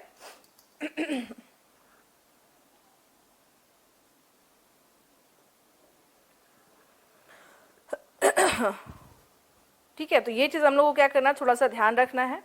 ये चीज करना क्या है, थोड़ा सा आप लोग को ध्यान रखना है। अल्लाह, कई जगह अल्लाह वर्दी है, कई जगह अली वर्दी है, ठीक है, तो इसमें बहुत परेशान नहीं होना है, इस पर बहुत ज्यादा परेशान नहीं होना है। अल्लाह वर्दी भी होगा, कहीं पे अली वर्दी भी होगा। तो एक बंगाल का शासक आप लोग को दिखता है, ये वो नहीं है, ये चीज ध्यान रखिएगा, ये वो नहीं है, ये समझ लीजिएगा, ये मैं बार बार कह रही हूँ, ये वो नहीं है, ठीक है ना। ये दारा शिकोह की पसंद का सूबेदार था, जिसको क्या किया गया था, बिहार में बनाया गया था, ठीक है। अब देखिए एक युद्ध हुआ था, जब शाहजहां के बेटों में हम क्या देखते हैं, एक युद्ध हुआ था। युद्ध इन द सेंस कि ये जो दारा शिकोह है ना, इसका औरंगजेब से नहीं पड़ता था, तो एक युद्ध हुआ, यहाँ पर आ जाइए, एक युद्ध हुआ। अब वो युद्ध क्या था भाई, जो शाहजहां के 2 पुत्रों के बीच में युद्ध हो रहा है। एक तो हो गया औरंगजेब, और दूसरा कौन हो गया आपको, दारा शिकोह। एक हो गया औरंगजेब, एक हो गया दारा शिकोह, ठीक है। तो इस युद्ध में, इस युद्ध का नाम था सामूगढ़ का युद्ध। इस युद्ध का क्या नाम था, सामूगढ़ का युद्ध, ठीक है। ये युद्ध कब हुआ था, सामूगढ़ का युद्ध इसका नाम था। ये युद्ध हुआ कब था, यह 1658 ईस्वी में यह युद्ध हुआ था, सामूगढ़ का, battle of Samugarh, battle of Samugarh. Samugarh का युद्ध हम लोग देख रहे हैं, ठीक है, यहाँ आ जाइए। तो ये जो युद्ध हुआ हाँ, इस युद्ध में हम लोग क्या देखते हैं कि औरंगजेब ने क्या किया था, दारा शिकोह को पराजित किया यानी ही डिफीटेड। तो इसमें भी क्या था कि जब ये इसे पराजित करता है तो फिर बाद में ये जो क्षेत्र था, यानी कि दारा के कहने पे ही क्या था, बिहार वाला जो यहाँ पे बिहार जो है वो किसके कंट्रोल में था, यानी वो क्षेत्र हम लोग कह सकते हैं दारा के क्षेत्र में, यानी दारा के ही अंतर्गत था। तो यहाँ हम लोग क्या देखते हैं कि दारा शिकोह जो है, तो जब ये युद्ध होता है, इसमें कौन हार जाता है, इसमें दारा शिकोह की जब हार हो जाती है, तो बिहार को शहजादा शुजा को कौन दे दिया था, औरंगजेब ने। फिर बिहार को, यानी कि हम लोग बात करेंगे तो बिहार को, यानी ये रहा, फिर बिहार जो है, यानी इस युद्ध के बाद बिहार को शहजादा शुजा को दे दिया गया, किसके द्वारा, औरंगजेब के द्वारा। बिहार को शहजादा शुजा को औरंगजेब के द्वारा दे दिया गया, सौंप दिया गया, औरंगजेब के द्वारा सौंप दिया गया, ठीक है। यानी ये जो बैटल हुआ, तो इस बैटल में हम लोग क्या देखते हैं, ये सामूगढ़ का युद्ध हुआ था 1658 में। ये बादशाह शाहजहां के ही पुत्र थे जिनके बीच में आपस में क्या हुआ, युद्ध हुआ। जब बैटल हुआ तो इस युद्ध में दारा शिकोह हार जाता है, औरंगजेब जीत जाता है। तो जो इसको क्षेत्र मिला, तो इसने क्या किया कि शहजादा शुजा को बिहार का क्षेत्र सौंप दिया। तो इस प्रकार से हम लोग क्या देखते हैं कि जो बिहार वाला एरिया था वो किसके पास चला जाता है, शहजादा शुजा के पास चला जाता है, ठीक है। इस प्रकार से हम लोग क्या देखते हैं कि ये जो क्षेत्र था ये किसके पास चला जाता है, शहजादा शुजा के पास चला जाता है, ठीक है। तो लिख लीजिए इसे।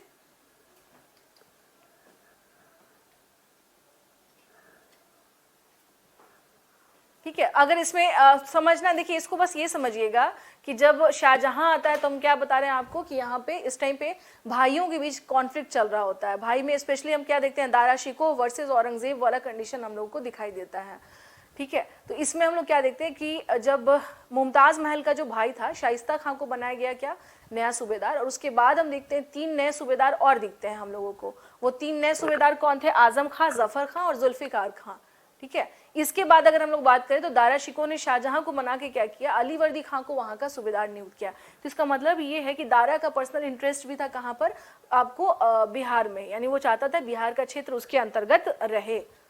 क्लियर है। तो इसी बीच में हम क्या देखते हैं कि युद्ध एक होता है 1658 में, जिसको सामूगढ़ का युद्ध कहा जाता है।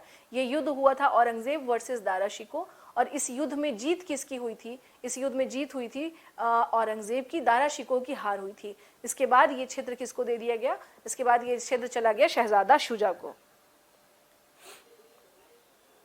हाँ, ये दोनों भाई थे, और औरंगजेब ने दारा शिकोह की हत्या करके, हत्या इन द सेंस को काफी मतलब बर्बरता, जबकि माना जाता है कि अगर दारा शिकोह शासक होता, मुगल शासक होता, तो सिनेरियो कुछ और होता मुगलों का।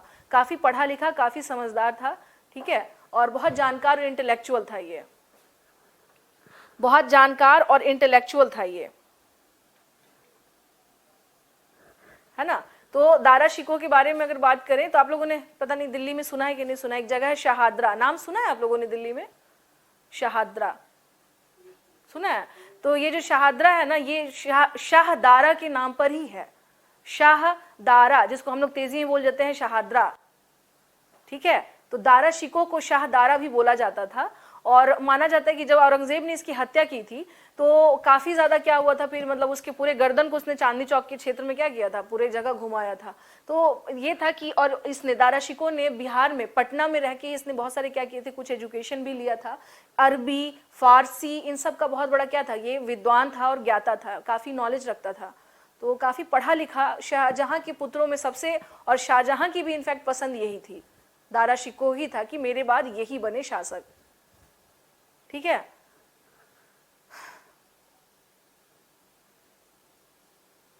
शुजा सन नहीं था शेखर, शुजा सन नहीं था, शुजा जो है भाई था, शुजा नहीं, दारा शिकोह के बारे में पूछ रहे हैं ना, दारा शिकोह भाई था, हाँ, दारा शिको जो था, जिनको भी कंफ्यूजन हो रहा है कि दारा शिको कौन था, तो दारा शिको भाई था औरंगजेब का, और ये पुत्र था किसका, ये पुत्र था आपको शाहजहां का। दारा शिको नाम था इसका, दारा शिको। अच्छा एक बात बताइए, औरंगजेब अभी करना है या नेक्स्ट क्लास में किया जाए? क्या क्या कह रहे हैं? नेक्स्ट क्लास में? अच्छा अच्छा, सुनिए आप लोगों को मैं पहले बता दे रही हूँ, जो अब नेक्स्ट क्लास होगी, तो क्योंकि अब ज्यादा नहीं रह गया है हम लोगों का, अब जो भी रह गया है वो सिर्फ और सिर्फ क्या है, हार्डली थोड़ा सा औरंगजेब रह गया है, तो मुगल हम लोग का समाप्त है, समझ लीजिए समाप्त ही है, क्योंकि जब भी क्लास होगी हार्डली 10 से 15 मिनट लगेगा, आपका औरंगजेब खत्म यानी मुगल खत्म। तो अब जो है आपका बिहार का आधुनिक इतिहास शुरू हो जाएगा, यानी मॉडर्न हिस्ट्री की क्लास चलेगी बिहार की। जिनको नहीं पता है उन्हें भी आप लोग बता दीजिएगा। क्या टाइम? चलिए यहाँ तक क्लियर है आप सबको ना क्लास? यहाँ तक तो कोई दिक्कत नहीं है, समस्या नहीं है?